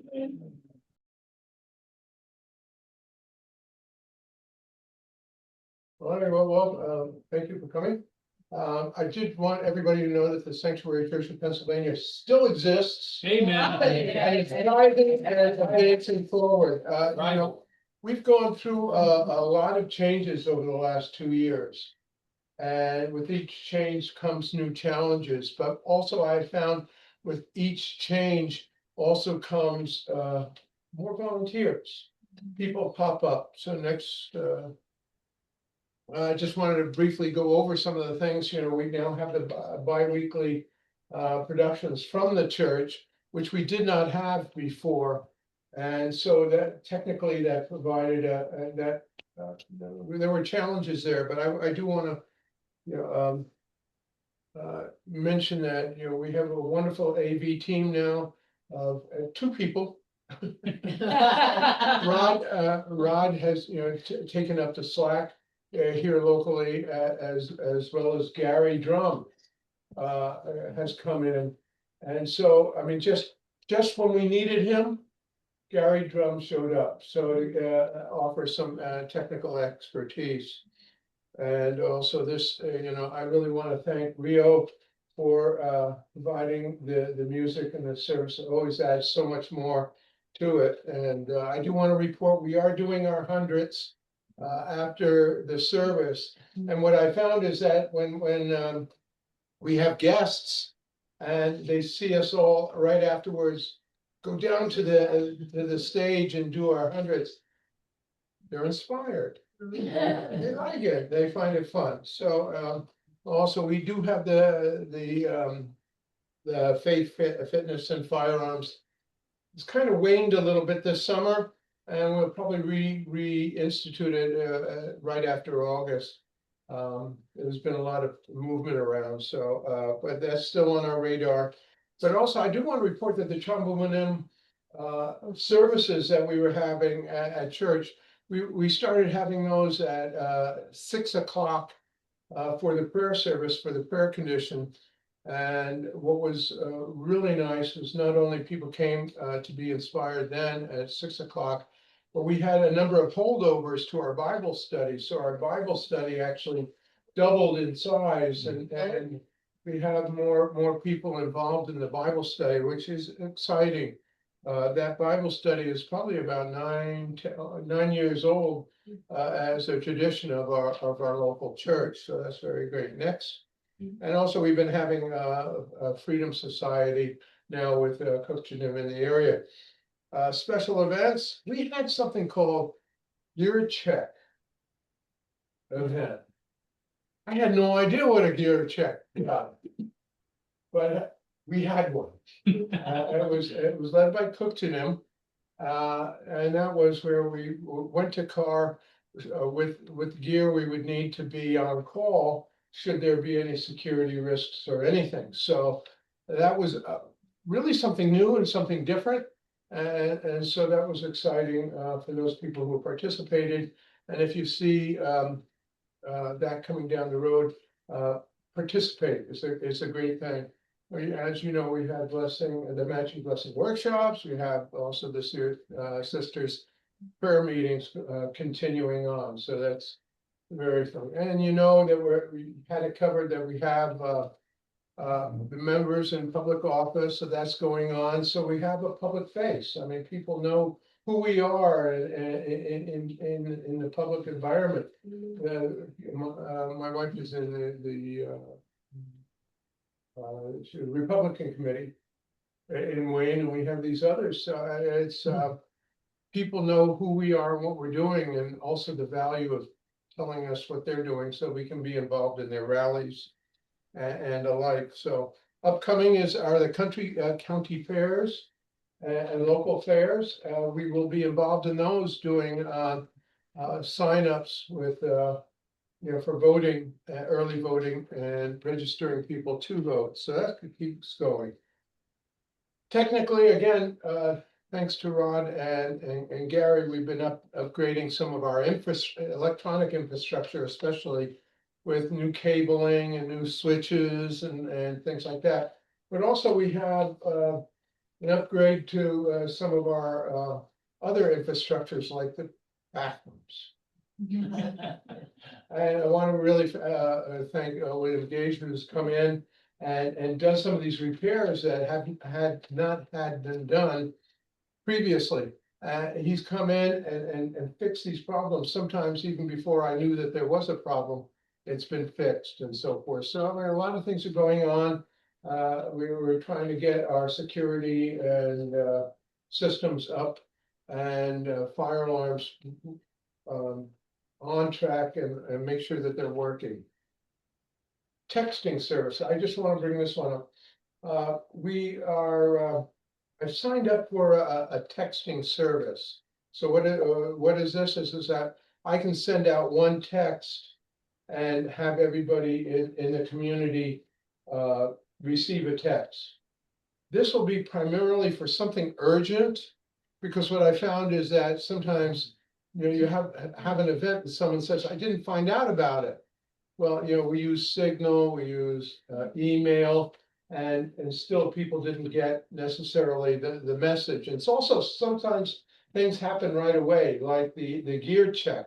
We didn't know that was coming up. All of a sudden, Heaven calls us to do a gear check.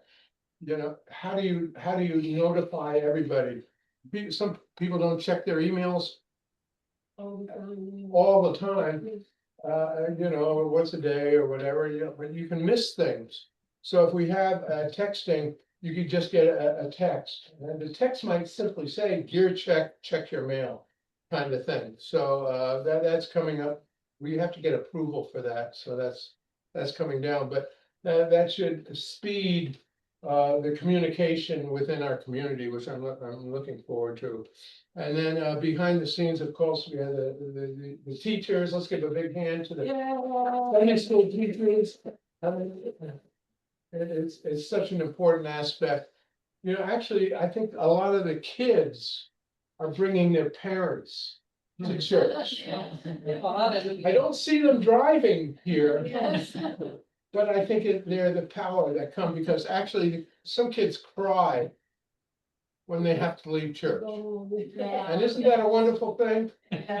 So anyway, a big hand to them. And also behind the scenes, we have the cleanup crews. We want to give them a big hand. And we have the AV crew, as I said, and we have the lunch crew. We lost some of our lunch people, and they went down to Tennessee. But we have people that have come stepped up and volunteered to take responsibilities for various weekends, and that's a beautiful thing, right? Yeah. It's way wonderful. And also the kitchen cleaning that some of the Japanese sisters have been doing to keep it up to a certain standard of cleanliness. And then we've got the building maintenance, which is a little unclear as far as who's supposed to be doing what. But I do also want to mention Karen Drum has taken a big interest in this, and also Don. Yeah. They just repaired, I don't know if you knew, but there's a gutter leader on the side. I come in yesterday, came in, and there was Don Yeah. on his knees Oh, wow. in front of church, Oh. fixing the leader.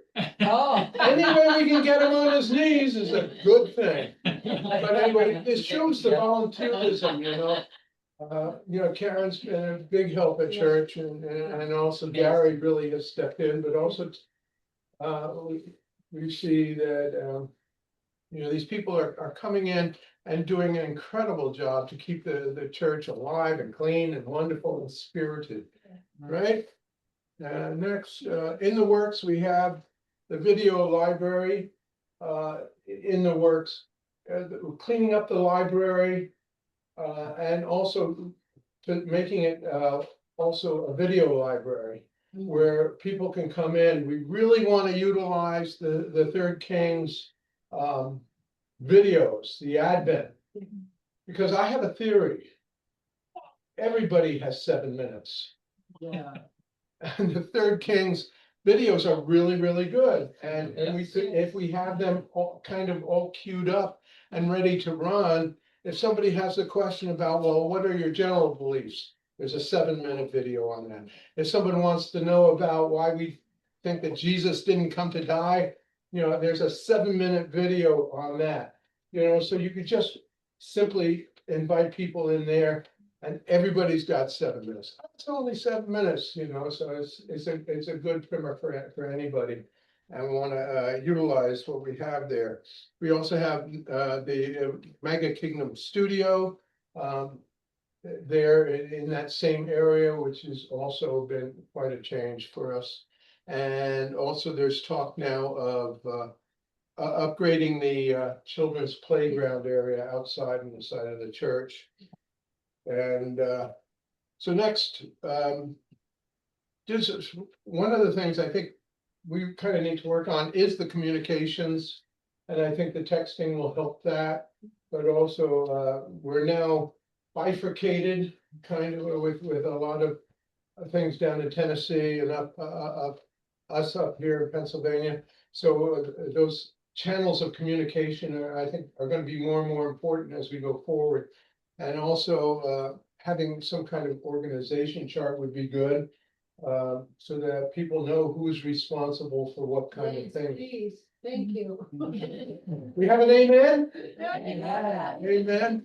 And also just that the finances are clear, because we need to know, what we can do and what we can't do. Especially as expenses come up and things that we may want to do. We don't know if there are funds available for that, and just have a clearer understanding of those things, but really, so that's the end of that. I just really again want to thank all the volunteers, all the wonderful people. What a wonderful church. We're wonderful people, and we want to continue on and bring victory so that our true parents and young to them don't have to worry about Pennsylvania. Thank you.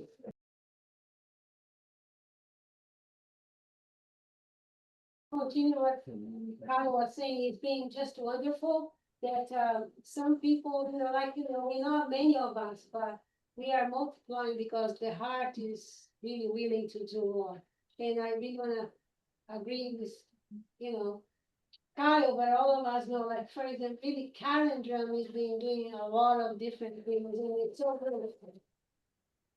And it's the heart that counts. So from the prayer meeting, we got to know each other better, and then, oh, so and so can do that. Oh, my husband would love to do that. Okay, great. So in a simple way, how that, and the prayer group is being wonderful because we've been able to share things also. So that's so okay. So Sunday school, we have about 20 children altogether at 3 different ages. So we would have, so the toddlers, where they use the nursery at the church. We have about 9 children. Wow. And they are from like kind of infant all the way to 3 years old. So the toddlers are quite active, and thinking of them, we decided to do an upgrade as well on the playground because they were running around everywhere. And we were concerned about safety. And also we were thinking that if they have something more proactive to do, then they will be much better off. And then they can build like friendship and different things, and also using good materials, physical, skills and small motor skills.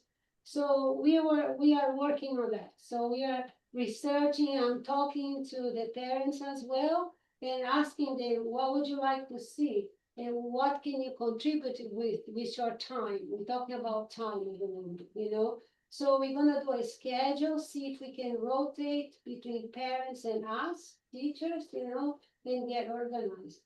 So right now we have Miss Dorothy's class with Mr. Sunny Noodle, and they are from 7 years old to about 12 years old. Last year, we kind of had a little break for about a year. The children age wasn't right, so now they're graduating from our little class. They turning 6 and 7. So now Sunny and Dorothy start a new class.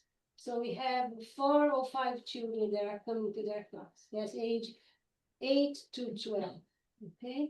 And so then my class, we share with Lisa Net, and we have about 6 children, and they are age 4 to 7. And we're doing great. They are the enthusiastic ones, the ones that cry to have to go home. And it's really wonderful because when they see their friends, you know, or even when they see the teachers, you know, they know your name. It is very rewarding, and we keep us young because of their energy and their little things, you know. And it's very beautiful if you hear their prayers, you know, their little questions or their little hands up. So anyway, so that's that. But what we were thinking mostly is how to make things better, because if we prepare well, then when new families come, they already come with a good pattern, you know, a good example. They know what we're doing exactly. So I have that feeling that if you prepare, they will come, right? So we're trying to prepare now so they can pretty much is it. We're thinking a lot of also reinforce what Hyunjin always requests, that is use the outdoors with safety. We gotta watch those children very closely because of how the world is today, right? That's one big concern. And the second concern is also that the parents can be a little bit more involved. So it's easier and more relaxing. You sit down and you watch your child running around, but it's so nice when the dad is doing a game and being the, you know, involved in the activity itself, because there is a quality time with your children as a family. So that's my heart, what it is, to try to really encourage all those things. So Nari Han started quite a bit with the nursery, but then they moved to Tennessee. So Christine Kai is kind of, I guess, the next person to encourage that, but she has 3 little kids, so we try to make a big team work, otherwise it's very hard, but pretty much that's what it is. And is there anything else? I think that's it. Thank you.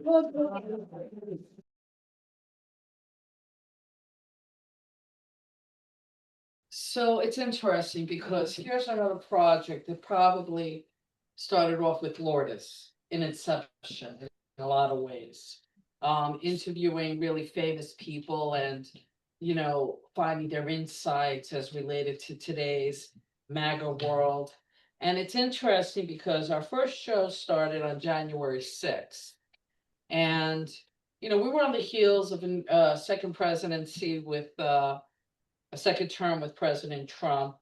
And we all kind of knew that he was going to pardon the J6ers. So we started off our 6-month expedition thus far with having interviews by our J6ers, how their lives were affected. Can they see? Can you guys see the slide? Yeah, okay, they can. Okay, sorry. No, it's okay. So, so much has happened since then, because we've been really almost like on the road kind of journalists between Richard, myself, Frank, and Rod, you know. So for example, I know Richard had mentioned about the PA Leadership Conference, which was absolutely amazing because we set up the camera, we set up the backdrop, and while Richard was also selling his books and we were pushing the Freedom Festival and everything else, we were interviewing great caliber people like Senator Dush, you know, who said a lot. I ended up spending a few minutes with Stacey Garrity, you know, and I said to her, come on, Stacey, tell me, are you running for governor? She goes, I am, get rid of Muser. So, you know, it's these little insights as we go out there in the world and we mingle and show our professionalism and our involvement in politics, particularly and in the patriot movement, that people recognize the work that we're doing. And we're so grateful because, you know, our church, the Rod of Iron Freedom, the Rod of Iron, I should say, Ministries has supported us. The Second King has supported us. And, you know, that's why at the end of every show, we have sponsored by, and we thank, the Rod of Iron Ministries, so something to watch out to the end. So interestingly enough, we started our platform with X because X is the place to be. There's very little shadow banning, and there's a lot of opportunity through Elon's brilliance. And we still, Richard's in charge of loading up on YouTube and other places, but the reality is this is what we discovered in 6 months, which is there are things you can do for viewership. And really it has to come to sponsorship and what they call promoting. So we did this with our first show, which you see in the slide, Trevor Loudon. And Trevor Loudon, we had him speak, particularly about what was going on with, the 12th Day War and the whole Islamic movement and what was going on with China and the geopolitics and all that. It was a great show. So, we paid out of our, pocket. And we said, okay, we're going to spend $50 on promoting the show on X. And that produced, as of today, viewership of 65,000 people. Never thought we'd do it. It's a great show. You got to be able to use what you can. So we said, well, this is great. We have a show once a week. This is going to add up. Okay. So it just so happened that Jeffrey Kerr, who's a great patriot and was part of the executive board for the Patriot Coalition, contacted us. And he has a company called the Kerr Financial Group. And he wanted to know if he can sponsor our show. Wow. Yes. So I said, wow, let's think about it now.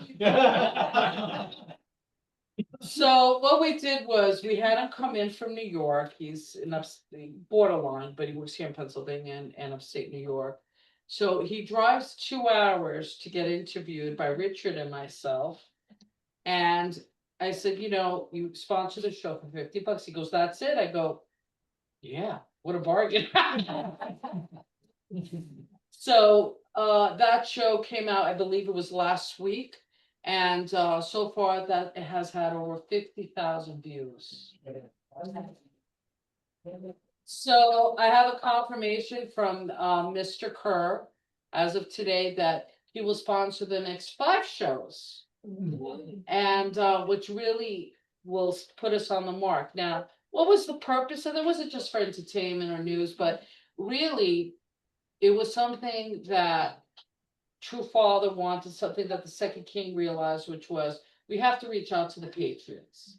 They are the God-fearing people. They are the people who fight for America. They're the ones fighting in the school board. They're the ones fighting, when others are not, and they're in the comfort of their homes, just hoping that things will work out. And that's who we are. And this kind of was, I think, a stepping stone for patriotism that really just started from the King's Report. The King's Report was the seed for everything that we did. And also, with Lourdes and the interviews and Richard being a great part of them and Frank Scala being a part of it. I also want to say that I've always been a fan of Rod Cameron's work. I'm here to tell you, this video that he just made that's going to come out, it's going to be sponsored by Kerr Financial Group. And it is on the whole story, the real story of George Floyd. And I will tell you, it is riveting with the body cam of what exactly happened, and that this police officer is in jail today, was attacked and almost murdered because the leftist extremists have a narrative. They use media to control racist and harmful ideology that did not exist. It's all a lie.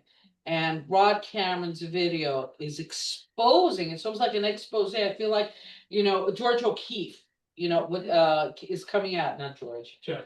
Jeff. I know, what is this? O'Keefe Group. Jeffrey? James. James O'Keefe. It's almost like we have our own James O'Keefe here, okay? So look out for that. There's so much diversity in the show that we're doing. We're also highlighting the festival, which brought us to a place where we're gonna do something a little different this year, which is also merging the media and marketing with the festival, which is a lot of our guest speakers are in media, whether they're influencers, podcasters, they have their own Substacks or on the radio. And we're keeping a list so that way they can cross-reference and interview each other for the festival, which is, you know, you can't buy that kind of marketing. So we're definitely going, by grace of God, thank you, True Father, we're going, you know, we're expanding and we're just following that little lantern of light because it's guiding us with our faith and we're hitting new horizons and making great connections. We thank you for your support for the MAGA Kingdom report. And we also thank very much that we took that gorgeous room, okay, the mini sanctuary, the small sanctuary, and it became the MAGA Kingdom. Thank you, Kyle. I know it was a hard one. I honestly thought it was just gonna take a little corner, really. That's It fine. kind of it took the whole room, but there's also opportunity there. So when we have a brother or sister who come up and visit, you know, for example, what you did, Rod, once, right? We're talking about, he was from South Africa, and Rod tells me, Anastasia, is it okay if I take, you know, our brother, you know, and interview him on the South Africa, you know, thing? And I was like, yeah. So, you know, there's always opportunity because it's right there. And that ended up being a phenomenal interview. I want to thank the team. I want to thank also Karen, who helps us with the cameras, the investment in the equipment, which I never thought in a million years would happen. The quality, you just gotta check it out yourself. It is, we're so grateful. We're so grateful. I know this is going to go somewhere because of the viewership. So we look forward to reaching out to people and bringing them in through this show. You know, having the Second King's songs on there is also something that's very inspiring. The highest viewed show we had was with Trevor Loud, and I swear to you, I think it's because we had Second King's song in the beginning of the video. It was so great. Like you just were pumped up, like, I don't know, am I gonna go? I'm gonna go fight right now. Take all the world, you know. So it was that kind of mood and spirit that is contagious. So we're very grateful. Thank you so much. And the sky's the limit. We're getting sponsorships, and who knows, maybe we could be paying rent one day. Yes. Yay! Yes, where it's at. I just wanna say, that is, I'm looking both sides, right? I look abroad because I hear a lot of stuff and I see him doing a lot of things, but I wanna thank you all, right? To us all, that God gave us a gift and we are allowing God to use His gifts in us, right? And I think you have a gift. And I know it's not easy for you to do all those things, but thank you for doing all those things, you know, that you do. In carrying all this we call you the new people that are king, right? But, you know, it's like so important. God be preparing you all, as He prepared us on our time too. And of course, you know, each one of us, Kai or me, we all super busy, Benton, and you know, all of us, but we all trying to use this gift that God is giving to us, right? I just want to say, you first gens. We're very blessed to have been able to be in the presence of your Father, to be able to touch him, to be able to see him smile, to be able to see him say the words that touched you so much. People like Karen and myself who are new, we never had that experience. The only way, though, we did get kind of that experience is through each one of you. Because there's a part of you that True Father's left behind. So the kindness that I see in the children I get from you, Roseanne, the leadership, the diplomacy I get from Richard, from Greg, the support of a true woman I see from Elka and from Miho and from all the ladies in this room, because that is what a true blessed family is about. So how could Karen and I and others not feel grateful to know true father through all of you? It wasn't through the books. It was through all of you that got us in. And then we did the divine principle, and then we did everything else, and that just solidified it for us. And But so- we're grateful. So amazing that you met also second king, right? And he did your blessing, right? So all those things are so precious too. It's a continuation. Listen, nobody's got a pass who's in Taiwan fighting the Communist Party. Yeah. Amen. We love you. Thank you so much.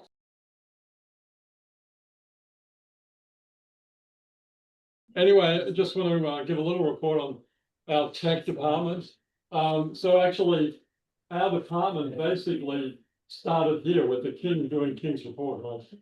So I really feel like I'm kind of like at like a Mecca or a Buddha shrine or something. Yes. I mean, right there, the king was doing King's Reporting every morning, and it was just 5 a.m. every morning. So, I mean, it's such a blessing that we're in a small way carrying that on that tradition. And obviously it's morphing, right? I mean, the MAGA Kingdom Report is a whole different kind of much more political, hard edge, you know, whole different. I don't know, maybe in the future we'll get a little more spiritual. I'm not sure how that's gonna go, but anyway, at the moment. And I do want to recognize our dear brother Sungnam here. Yeah.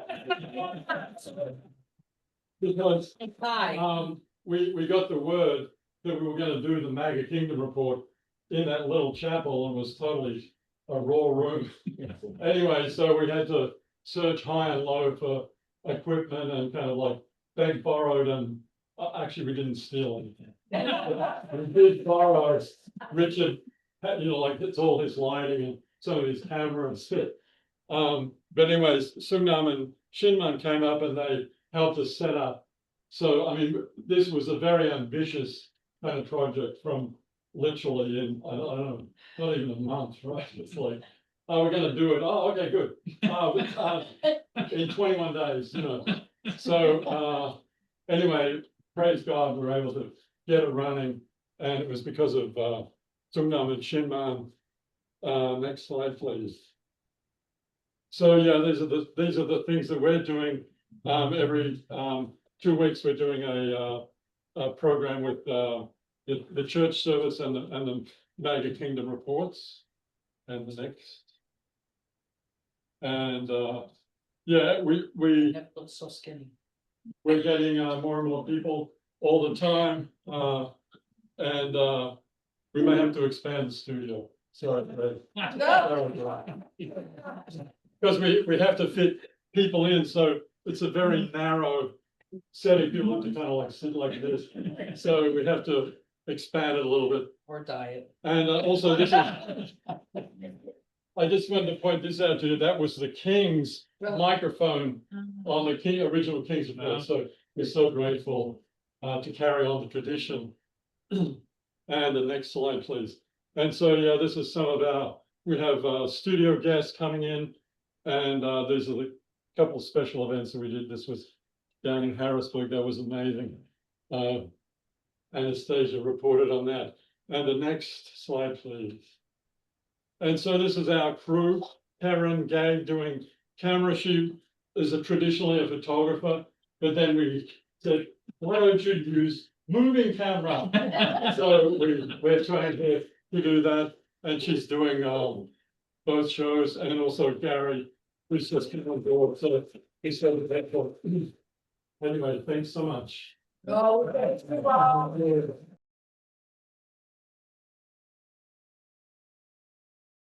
Okay, so I am now the new head of tech team. I took over about 6 months ago. Shinman did a really good job of teaching me all the basics and all that I need to know.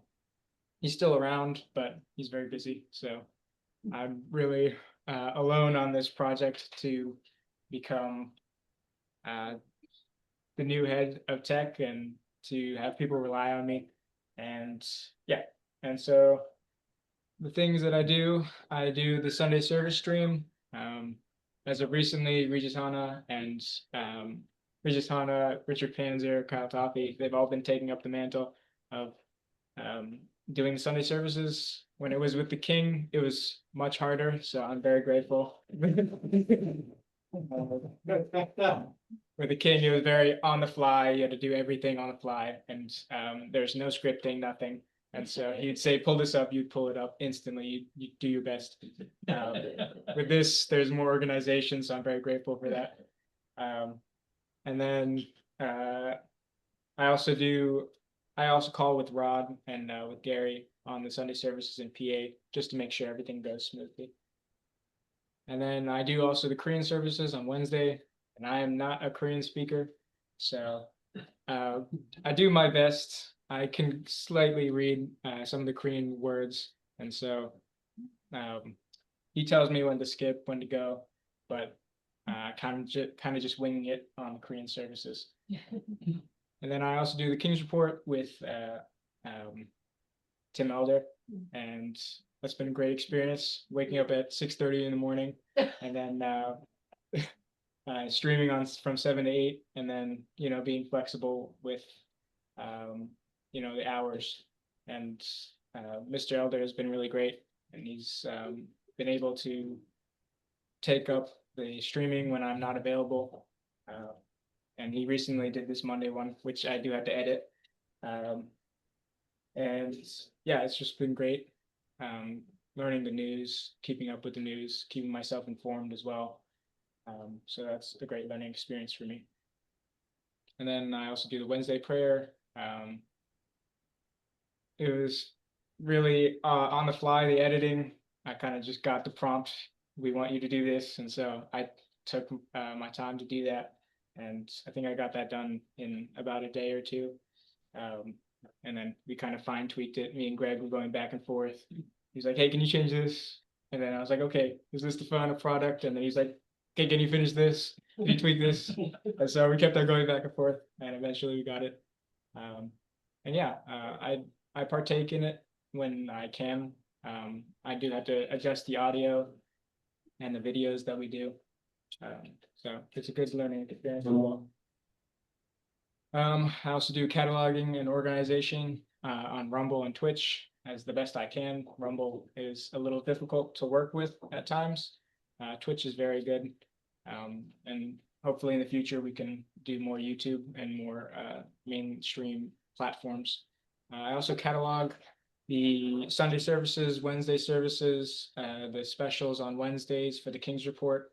And yeah, and I'm going back like 2017, 2016 sometimes to get the Sunday services, Wednesday services, and all those important videos of the King and about speeches, just so that we don't lose all that information, all that hard work that was spent in those years to build up what we have now.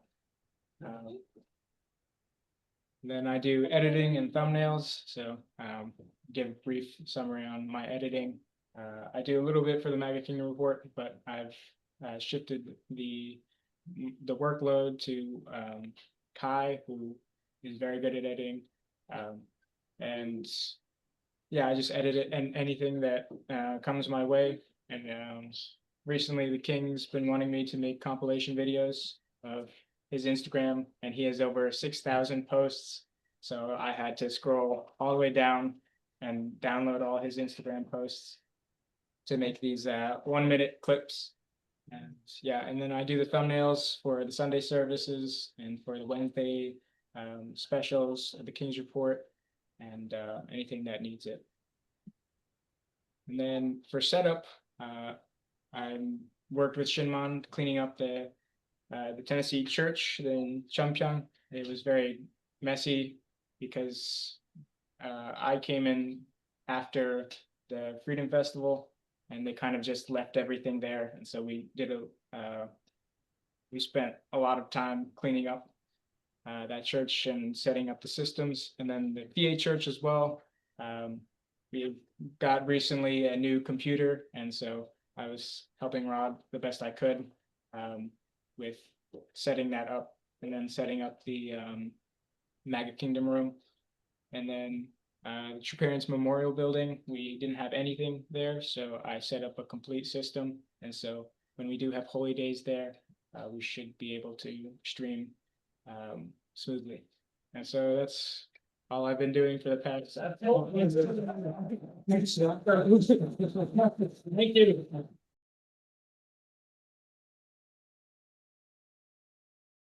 Let me just start by saying that as having spent most of my time as a foreign missionary and regional leader for most of my time in our church, nothing prepared me for the size and complexity of Chumphyo Ministries. So I've only been in this about 3 months, and I'm still very much getting oriented. There's still people who I'm trying to get the face to connect to the name. The king wisely suggested to me in the very beginning to go out and do home visits with the young people. And I've been very blessed to have some personal experiences with True Parents, with True Father. And he was very kind to me on many occasions. And to share those experiences with second gen who did not have that experience. And I've been able to make about 14 visits to young couples. And that's really helped me to get oriented and to see their situation and to understand their situation as new blessed couples. So we have 41 first and second generation couples, and then more than 41 second generation children with more on the way. There's 21 single adults, both first and second generation, at least 12 different nationalities, of course, 3 languages, Korean, Japanese, and English, a little over 100 people. It's complex. We have, there's a lot going on, and I'm not even sure that I know all that's going on, but I'm learning. As you know, we have the Sunday service in English, and there's Wednesday Korean service. The way we've been handling the Sunday service with the king now in Taiwan, as you know, is we've been rotating between Pennsylvania and Tennessee. And I can only speak personally. I find it I have a hard time finding the words to describe what it's like to prepare a sermon and to know that people in Russia are going to be hearing that, people in Australia are going to be hearing that, people in South America will be looking at that, people all over the world are going to be looking at those words. It really is a very, it creates a very serious attitude. And so all of us, Kyle, I know, and Richard and Jim Stevens and Greg, who've given sermons, I'm sure we've all felt that weighty responsibility. We're doing our best. There's no way we can fill the king's shoes. Impossible. But we are trying our best. We have at least 3 different Bible study groups going on. There's the Western group on Tuesdays, and also Japanese and Korean on Tuesday. Also on Tuesday, we have Brazilian Jiu-Jitsu, which is run by Shinman. And I've attended a few times to watch. I am just so impressed with him. I wrestled in high school, and we did I think 2-minute bouts, 3 2-minute bouts. And he'll take 7 people 2 minutes at a time, 7 people in a row. That's 14 minutes. I can't understand how he is able to do that. Very sacrificial, and doing that 2 hours out of the schedule. He's a very busy man, and that's very sacrificial ministry. We have through Zoom, through the HSU, we have a Young People's Divine Principles study, which had 6 people before it was recently suspended.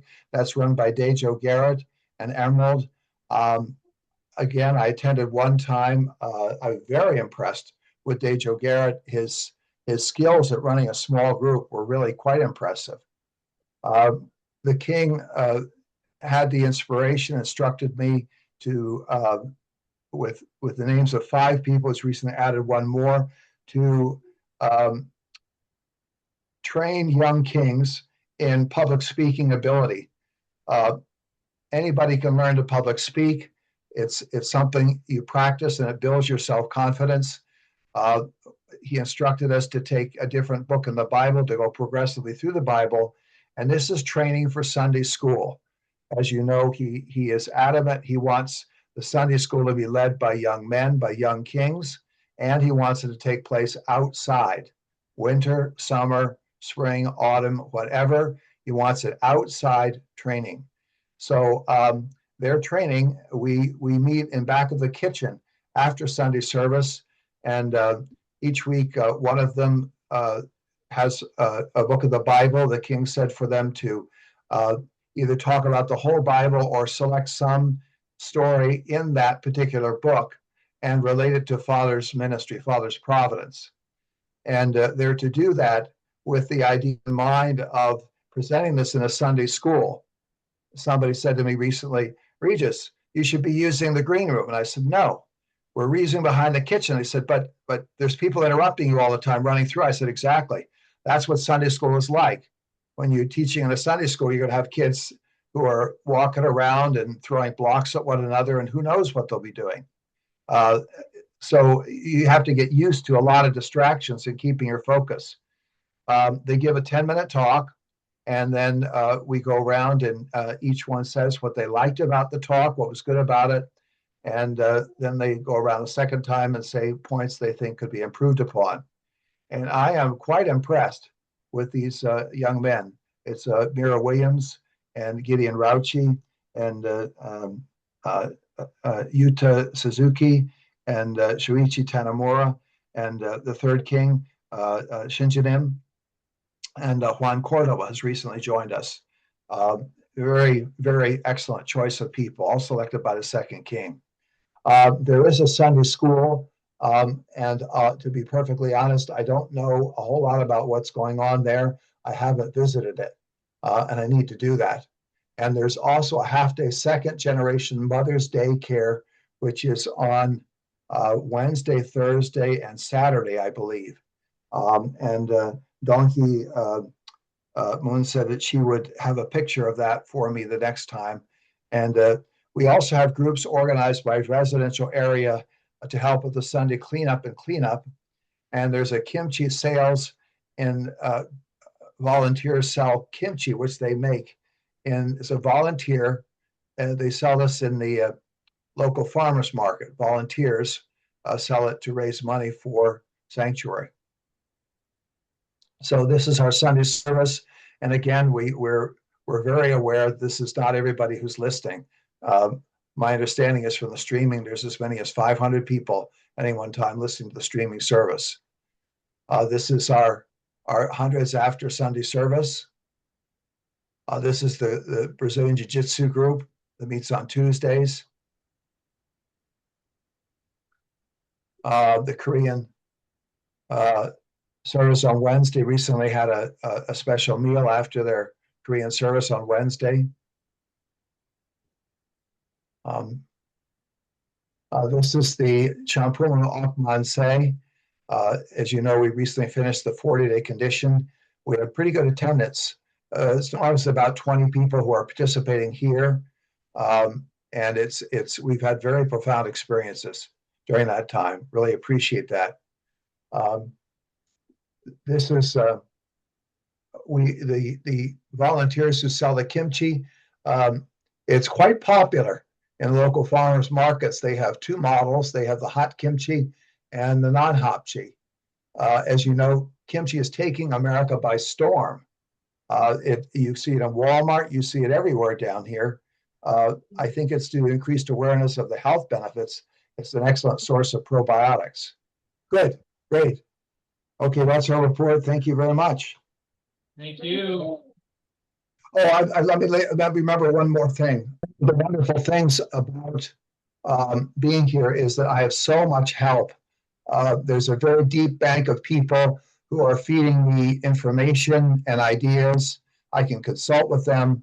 And church growth depends upon good leadership and well-run small groups. There's tremendous amount of research that confirms this.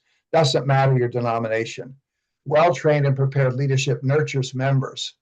It helps the members solve their problems, ensures they feel happy belonging to our community.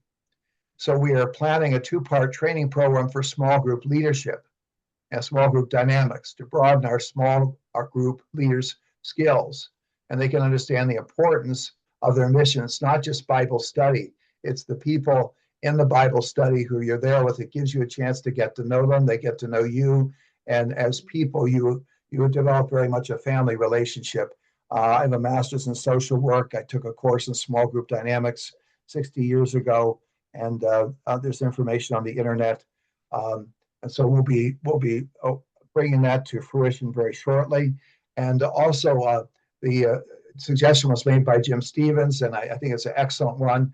We're starting a Sunday, Brothers, Bring Your Own Breakfast meeting before church. We'll begin that very soon as a space for men in our community to get to know each other. So that'll be like 8:30 to 9:30. And then when Shinjanim comes back, he gives a lecture from 9:30 to 10:30, and then there's church. So I think that would be a great space for the men to be able to be knit together a little bit as a group. The women have a lot of Bible study and other things. The men really don't have anything except for shooting at the range, the Peace, Police, Peace Militia. And I think Kyle will be talking about that next here. That's it. Thank you very much. Okay, thank you, Regis.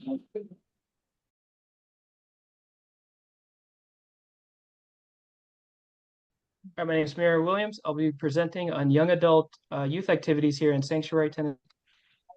Purpose is to foster a sense of community, continue our training and personal development through meaningful activities, and also as a witnessing tool. It's a very good tool if you're doing fun, meaningful things as a community, then to be able to invite friends and relatives, coworkers to these things is just a great witnessing tool. All right, just a summary of things we've done. We've done airsoft. It's really fun, but also great tactical training and good for team building. More airsoft. Airsoft has been really popular so far. And we have in Tennessee, we have a really great location. The church, there's enormous woods right behind us with all hills. So it's just really great for airsoft. Paduk. This is a high-level strategy board game that's very popular in Korea. I've been told by Koreans that if you learn to play this game and play it well, if you ever move to Korea, it will help you to network, to help make connections and build bridges with Korean culture. So yeah, this is a game that I'm promoting. Poker night. Just a fun, good game. Volleyball. People really love volleyball here. We have a good location, Morristown Landing. It's maybe about a half hour from church. Just a really great facility. They have a pool, workout area, and basketball, volleyball. So we've been really utilizing that. Recently played soccer. This was in the rain. This was a great time. Father, as we all know, Father loves soccer. So I feel like this is a good way to better unite with Father's culture. And also, whenever we do an indoor activity, we start with a discussion. So we're not just playing games and activities, we're also having talks.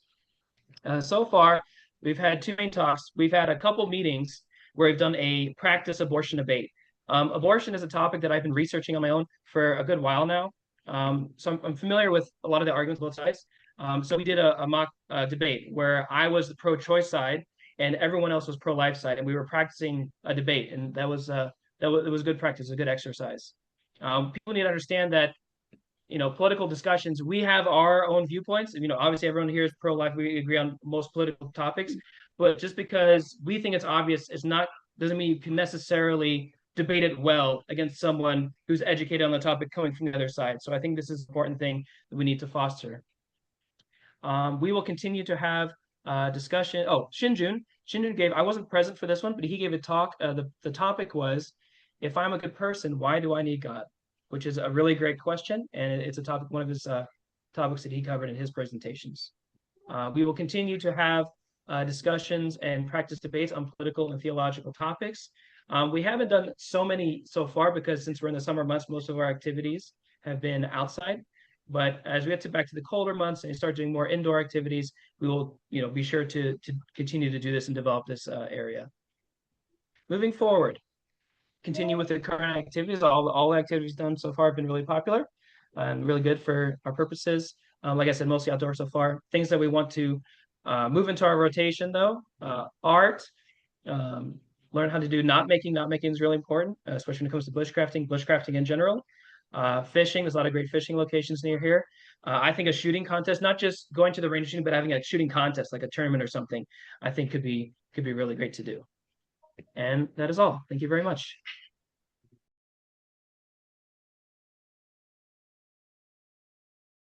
Yes, I guess so. I'm here to give my report concerning, I guess, the peace police, peace militia culture. We did a fundraiser, and the whole community pitched in, and it raised about $3,750 so far, which is enough for a concrete pad for the gym and probably a couple $100 left over.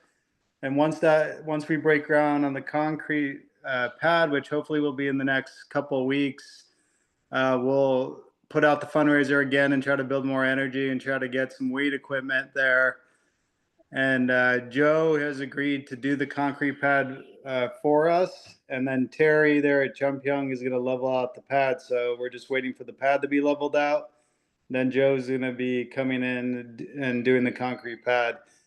And then the plan right now is to start doing like regular, like the jiu-jitsu nights, like there'll be a couple nights a week where people can come and work out and go shooting if they like, and trying to eventually combine the workout with the shooting, kind of like the tactical games where you do a workout, go straight to the shooting, get your heart rate elevated, kind of makes it more like the real world type situation, and it's tons of fun.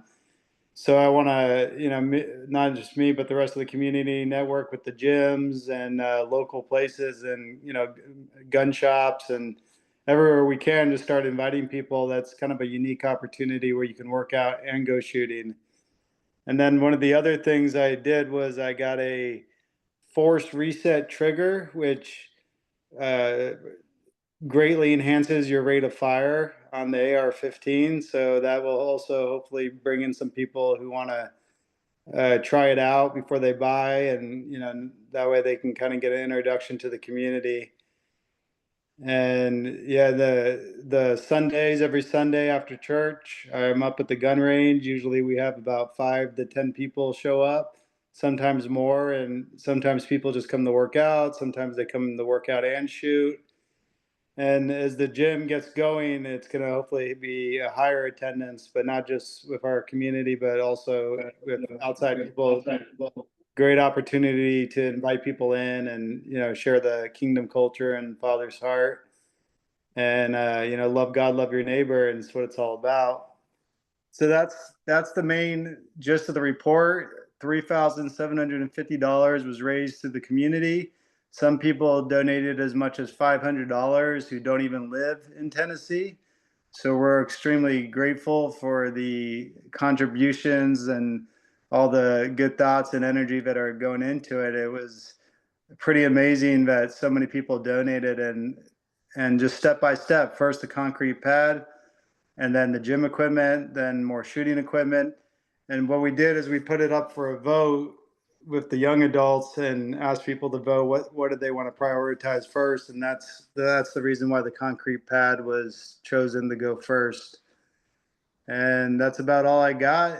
I appreciate the time and hope everyone's well. Thank you. Thank you.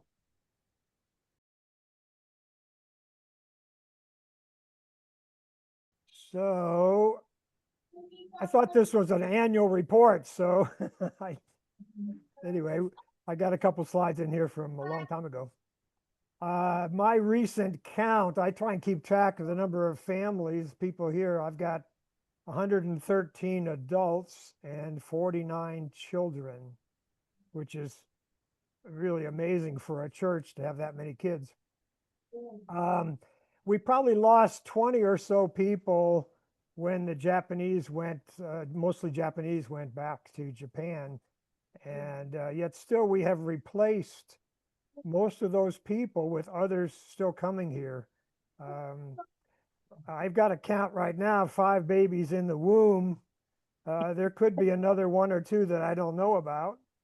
Other people I know of, well, now I know of 5 people that are going to be moving here now. So people are still recognizing this is the place to be, and this is building the kingdom of heaven. A year ago, we started off with a shot heard around the world. President Trump was shot in the ear, and I think that really changed things. I think most of us kind of recognized there was a spiritual change that took place, that people recognized that God was protecting him, and it brought a spiritual condition for all mankind at that point. And we know that the king and the queen, most of all last summer and into November, were traveling. They went to 21 Trump rallies with brothers and sisters, covering over 30,000 miles on the road. So all of us here were really mostly invested in that effort, even though we didn't always travel to the rallies with them, but we supported all of that effort. And it concluded with December 10th, the second king praying a blessing over Trump in Mar-a-Lago. January 20th, Trump was inaugurated. So I'm showing a picture of the inauguration there. And, you know, we kept up all of our spiritual efforts to get Trump to the inauguration, because there was great fear that he would be assassinated before he could be before he could be inaugurated. So we really supported all of that. In fact, the king went to Washington, D.C. for the inauguration. It was freezing cold, so they were outside, really offering every effort that they could to God and for protection of Trump. So from last summer, we were building a grand sanctuary. So we had invested in this, bringing in this incredible equipment. I talked to the guy in this excavator. He said he had never seen such a rock mountain in his life. So huge, the biggest jackhammer that they had, we were using to break up the mountain. And we created a huge site for the grand sanctuary. A lot of effort was put into this, many, many meetings with the architect. And we went through revision after revision after revision of the drawings. Again, this was incredible effort, and we were fundraising, and we had, somewhere I had drawings. I guess I forgot to put them in here. I had the sketches of what it was going to look like. In January, we opened up the Chumpyung Cemetery that the king designated, which is right at the beginning of the Trail of Ascension here in Chumpyung. Regis's wife Nancy passed away, and so we were able to, you know, have the ceremonies there, and have been, you know, taking care of that site, and look forward to eventually housing or taking care of all of us older folks here in Chumpyung. February 6th, a tornado went right over Chumpyung shortly after Trump's inauguration. I think this was really spiritual. These pictures are over on Highway 131, where it started. The barn over there and the roadside was totally scattered with debris. The sawmill near us had a big tanker truck that was overturned, and a semi was overturned. This box here is the back of my truck. I picked up debris that flew from the barn over here. This is the roof of the barn from a couple of miles away that landed in Chumpyung property. I mean, it's the force of that tornado just was unbelievable. When you, these pictures don't really do justice. This is a huge tree, just gigantic. This compared to the size of the motorcycle, but you can't see the trunk of this tree or the root ball. And amazing. The tornado picked up this storage trailer that we had up at the Grand Sanctuary site and just blew it 100 yards away, toppled it. The whole row of cedar trees that lined the pathway back to the shooting range were just blown over. We had an awning over the sandbox and the playground, ripped to shreds. I mean, it was amazing that it went right over Chumpyung, but did not significantly damage the Welcome Center or any of the other, the cabins that we have in the campground. Everything was spared that was really significant. And even this picture of this covered motorcycle, that's Greg's motorcycle. You imagine if that tree had hit his motorcycle or had landed on one of the cabins. It was just amazing, the miracle in my mind that whole thing was. I don't know if that was indemnity that we paid for, you know, God to be able to work in America, or that was Satan angry at us. I don't know those kind of things, but it was really a spiritual thing. It took us, we still haven't finished cleaning up from all the damage that was done. I mean, just trees were just ripped to shreds. So these trees fell on the electrical wires. One of the electrical poles was moved like 6 inches. One travel trailer was moved about 3 feet off the standards that we had. Then on March 13th, the sawmill right down the road where we got a whole lot of wood was burned down. It just burned up. Some kind of it's just a shell right now. They're rebuilding the whole thing. So again, this was so spiritual. This kind of thing takes place. So Chumpyung is, you know, once the king got raptured to Taiwan, we lost some of the spiritual protection that we had from surrounding the center of God's providence, I guess. As I mentioned, the king was raptured to Taiwan. Even outside people recognize, I'm sorry, let me go back. The King Bullethead explains how Trump is bringing down the CCP. Source, King Bullethead. Many families returned to their home countries after 3 years of sacrifice, supporting the second king. I mean, I've reported before what that first winter was like, people living outside in tents in the cold weather and the snow. So just table after table after table of stuff was left behind as freebies for people. This is my truck loaded with 1 load of trash that we threw away from what was left behind by our wonderful brothers and sisters. Oh, here we go. We had looks like this slide's out of order. This was some drawings of what the Grand Sanctuary would look like. But as I mentioned, or as I didn't mention, the Grand Sanctuary is postponed because of the move of the center of the providence over to Taiwan. Because we lost a lot of our volunteers, we really had to scale back our efforts at farming and so forth. And we're at this point, we're fighting to keep the weeds down. Things have been a lot of sunshine, a lot of rain, a lot of weeds. I wanted to give a little shout out to Tamaki. He went back to Japan, but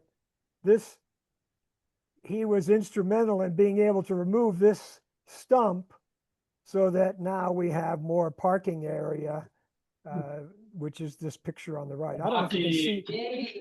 We love you. What? can you see my mouse? Yeah. No. Yes.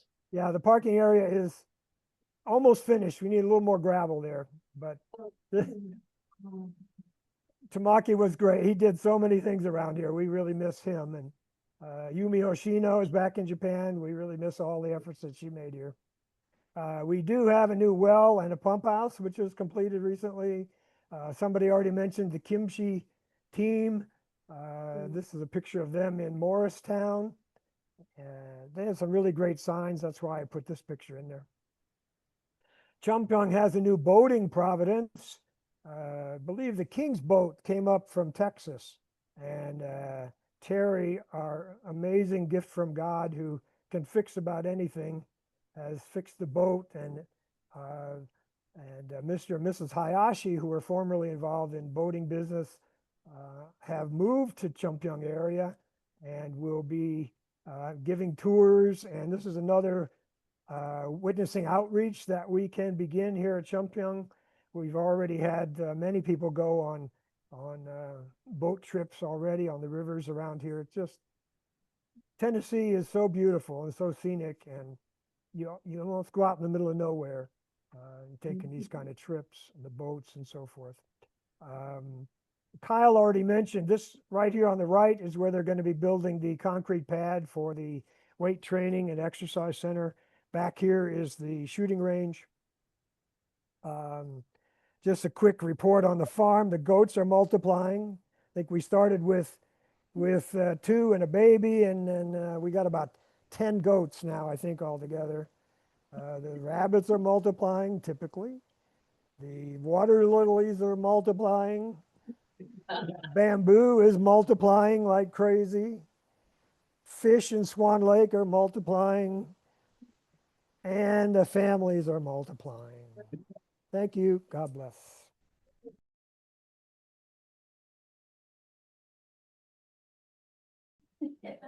Hi, good evening.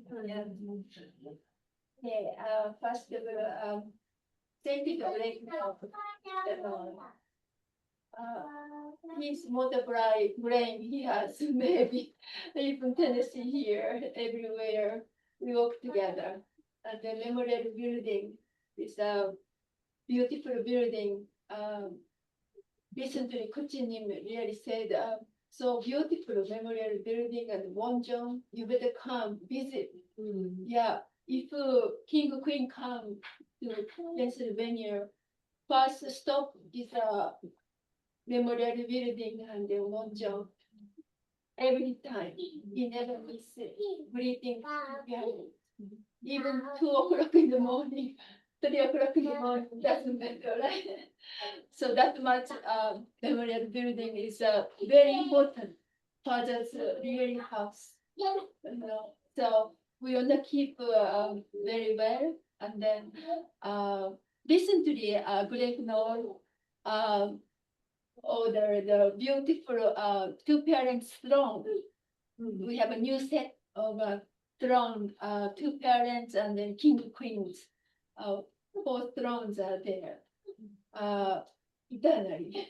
No move, no move anymore. Nobody to a Tennessee like this. No. Amen. Amen. Thank you to God. No, so hard work, bring stuff everywhere. No. Now we have a beautiful permanent throne like this. Also, we have a beautiful, next time I'll show about the beautiful coin pound. We have a wonderful staff member and teamwork. Alex Smith and then Marshall Price and we work together around there. Bonjong or like when I need help, they come immediately to help us. Also, Greg Knoll always sending many technology people by the phone. Then he asked me to go there always, and then always checking around the building. Such a wonderful way. Greg's mind is all over.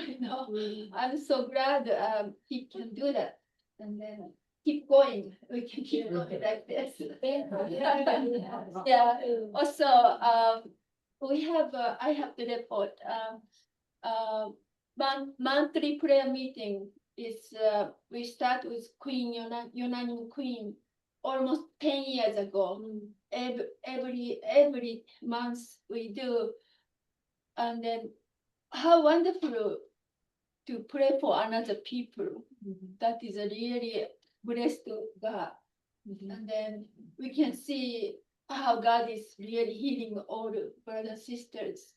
And then recently we made a product in the prayer list. The sister made a beautiful gift by handmade, like handbag or pillow or many things. So we're doing the little things for other people too. And then also, I'd like to say some people who comes and then, oh, we can switch something like they want to change it with own mind, like around the pound or many places. But I'm sorry, I have to be honest. And then we are reading Fundoke with Mr. Elder and King Queen every morning. And then father said like this, do not change. This floor is getting old. But for him, for father, was a tear of the, with the paddle here. So he has a memory. This is for his tears. So other leader comes and then, oh, this floor is getting old. Let's change to new style. But father said, stop it, because I have all the memory, spend many, many years for prayer.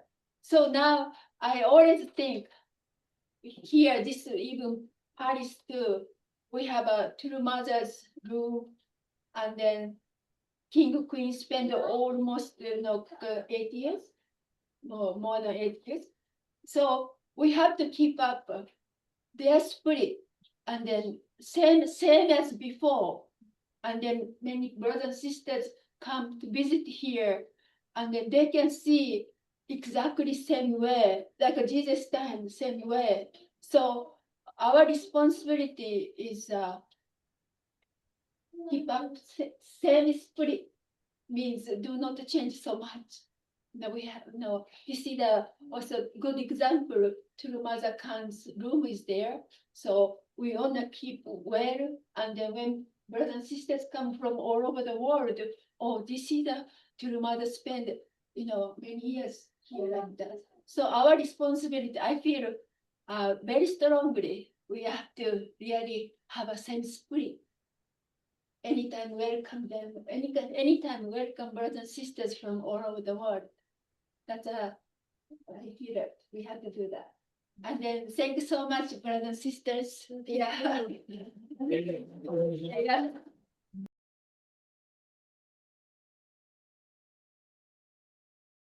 Just a quick report on Texas. Robert Patel and Masako Ando doing a great job. Not quite profitable yet. They're working on it. And so it's a property that takes a huge amount of effort to keep the electrical. A lot of storms in Texas. You probably hear about them. Ice storms, wind storms, tornadoes, everything. Yeah, hail, size of golf balls and softballs. Anyways, Robert is a good fix guy, so he really fixes everything up, and then many times now reaching full capacity on the holidays, on weekends. So step by step, it's a long process, but now because all the electrical is up to par, all the sites are well excavated and straightened out, flattened, and now they can really begin to market the campground and hopefully bring in people from Dallas. It's so just strategically located. It's exactly in between Dallas, Houston, and Austin. Huge 3 major population zones. So a little bit of marketing can go a long way to bring people out to Lake Limestone for some of the best fishing in Texas. And it's just a beautiful grounds. And he's doing a good job. It's just it takes a long time before it becomes profitable. And so it's, I'm not sure of its future, you know, because it's kind of, its purpose was to really be a safe haven for the sanctuary community, the Second King, and then Chungpyung was developed. So the future of Texas is not 100% sure whether it's going to be either way, it's a great investment, because even if we sell it in a year or two, it's going to be twice the value that we bought it. Or if we continue to continuously make it better and better. But the right people are down there, and they're doing a good job. So thank you, Robert. Matsuko.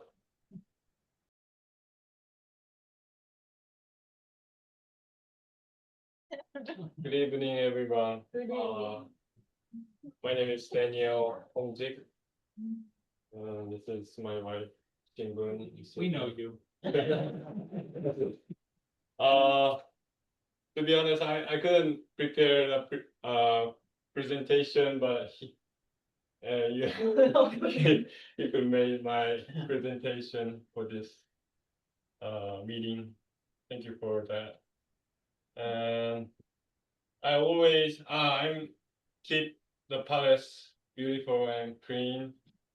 And what we are doing for palace maintenance is for outside I'm doing that, and for inside palace that my wife doing.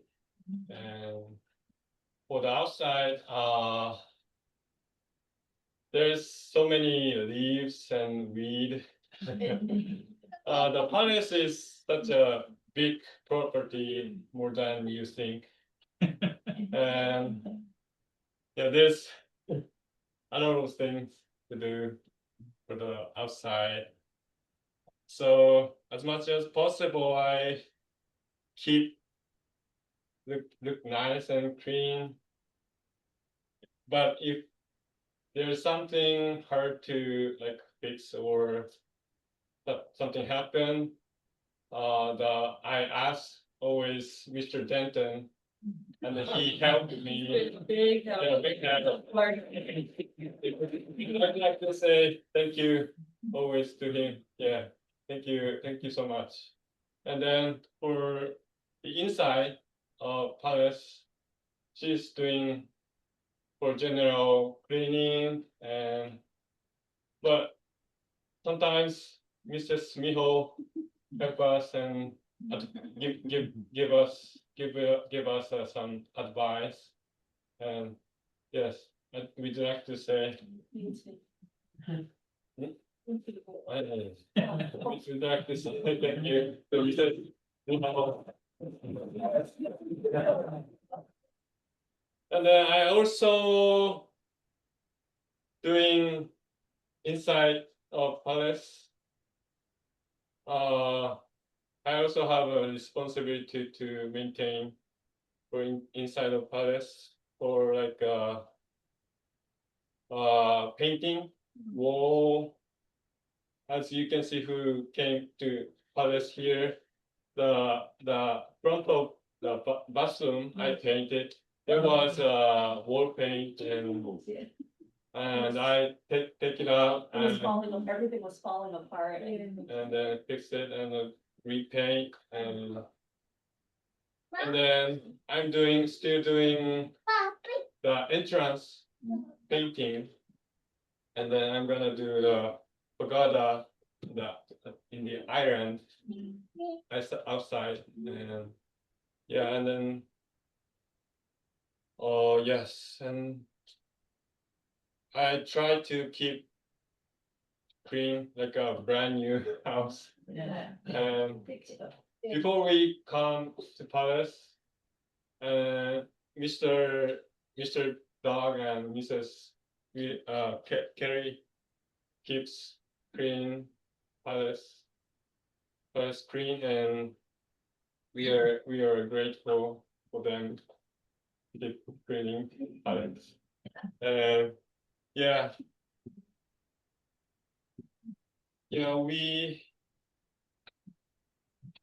We keep palace clean, before King and Queen come. We are trying. There's still a lot of work to do. Yeah. Yeah, there's bunch of stuff, second room and the basement, we are still doing. We gotta do that thing, and yes. What are you gonna do? What am I gonna say? Yeah. I was honestly hesitant to actually move here. I mean, I was grateful at the same time that Hunjik, Coach and him offered a job for him, and we're moving to the palace back to PA. But at the same time, I mean, I used to live in this house, in the palace, so I know how much work goes into this place.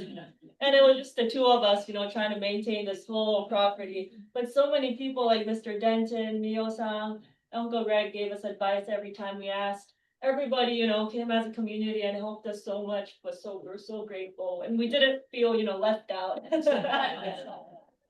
So just want to say thank you to the whole community for having us back.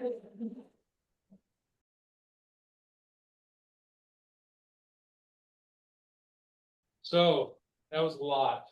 Thank you for your patience. 3 hours, was it 3 hours and 18 minutes? So just a few closing remarks that this is really a new era for the sanctuary remnant. I think we hold a pivotal role in the providence by being faithful to True Father. We're one of the few. Father's worldwide foundation was ripped away, but as Cookson always run, no, the Father's foundation is the lineage. You don't need to worry. The lineage is intact, and the third king is doing great. But we're here to support that lineage. So again, Satan wants us to lose hope. Don't lose hope. Know your value as the remnant. And now is the time, I think for each of us, I speak for myself, but I think it's true for all of us, is to go deeper into our relationship with God, with True Father, True Mother, and let that be our rock that we stand on. And because the storm is still raging, right? It's not over, even though Trump won. The king is in the most dangerous place in the world right now. Literally, China is literally on the brink of attacking Taiwan. Any day within between now and a year or two from now. So he has really voluntarily went to the most dangerous place in the world to fight for freedom and liberty of the Chinese people and North Korean people. So we are absolutely necessary to pray for him, and to also the word. We're the remnant that values the word. So the 8th great sacred text, that's precious gift where Father said, don't change one word of this. And we know what's happening on the dark side. That it's that total desecration of the word. But we are here to honor the word, to give thanks to Father for the word. So it's something, through Hunduke and our daily practice, we can do that. And I was reflecting on Father. Father never hesitated to pick up the cross, just like the second king. He left behind a very nice situation in Changpyeong.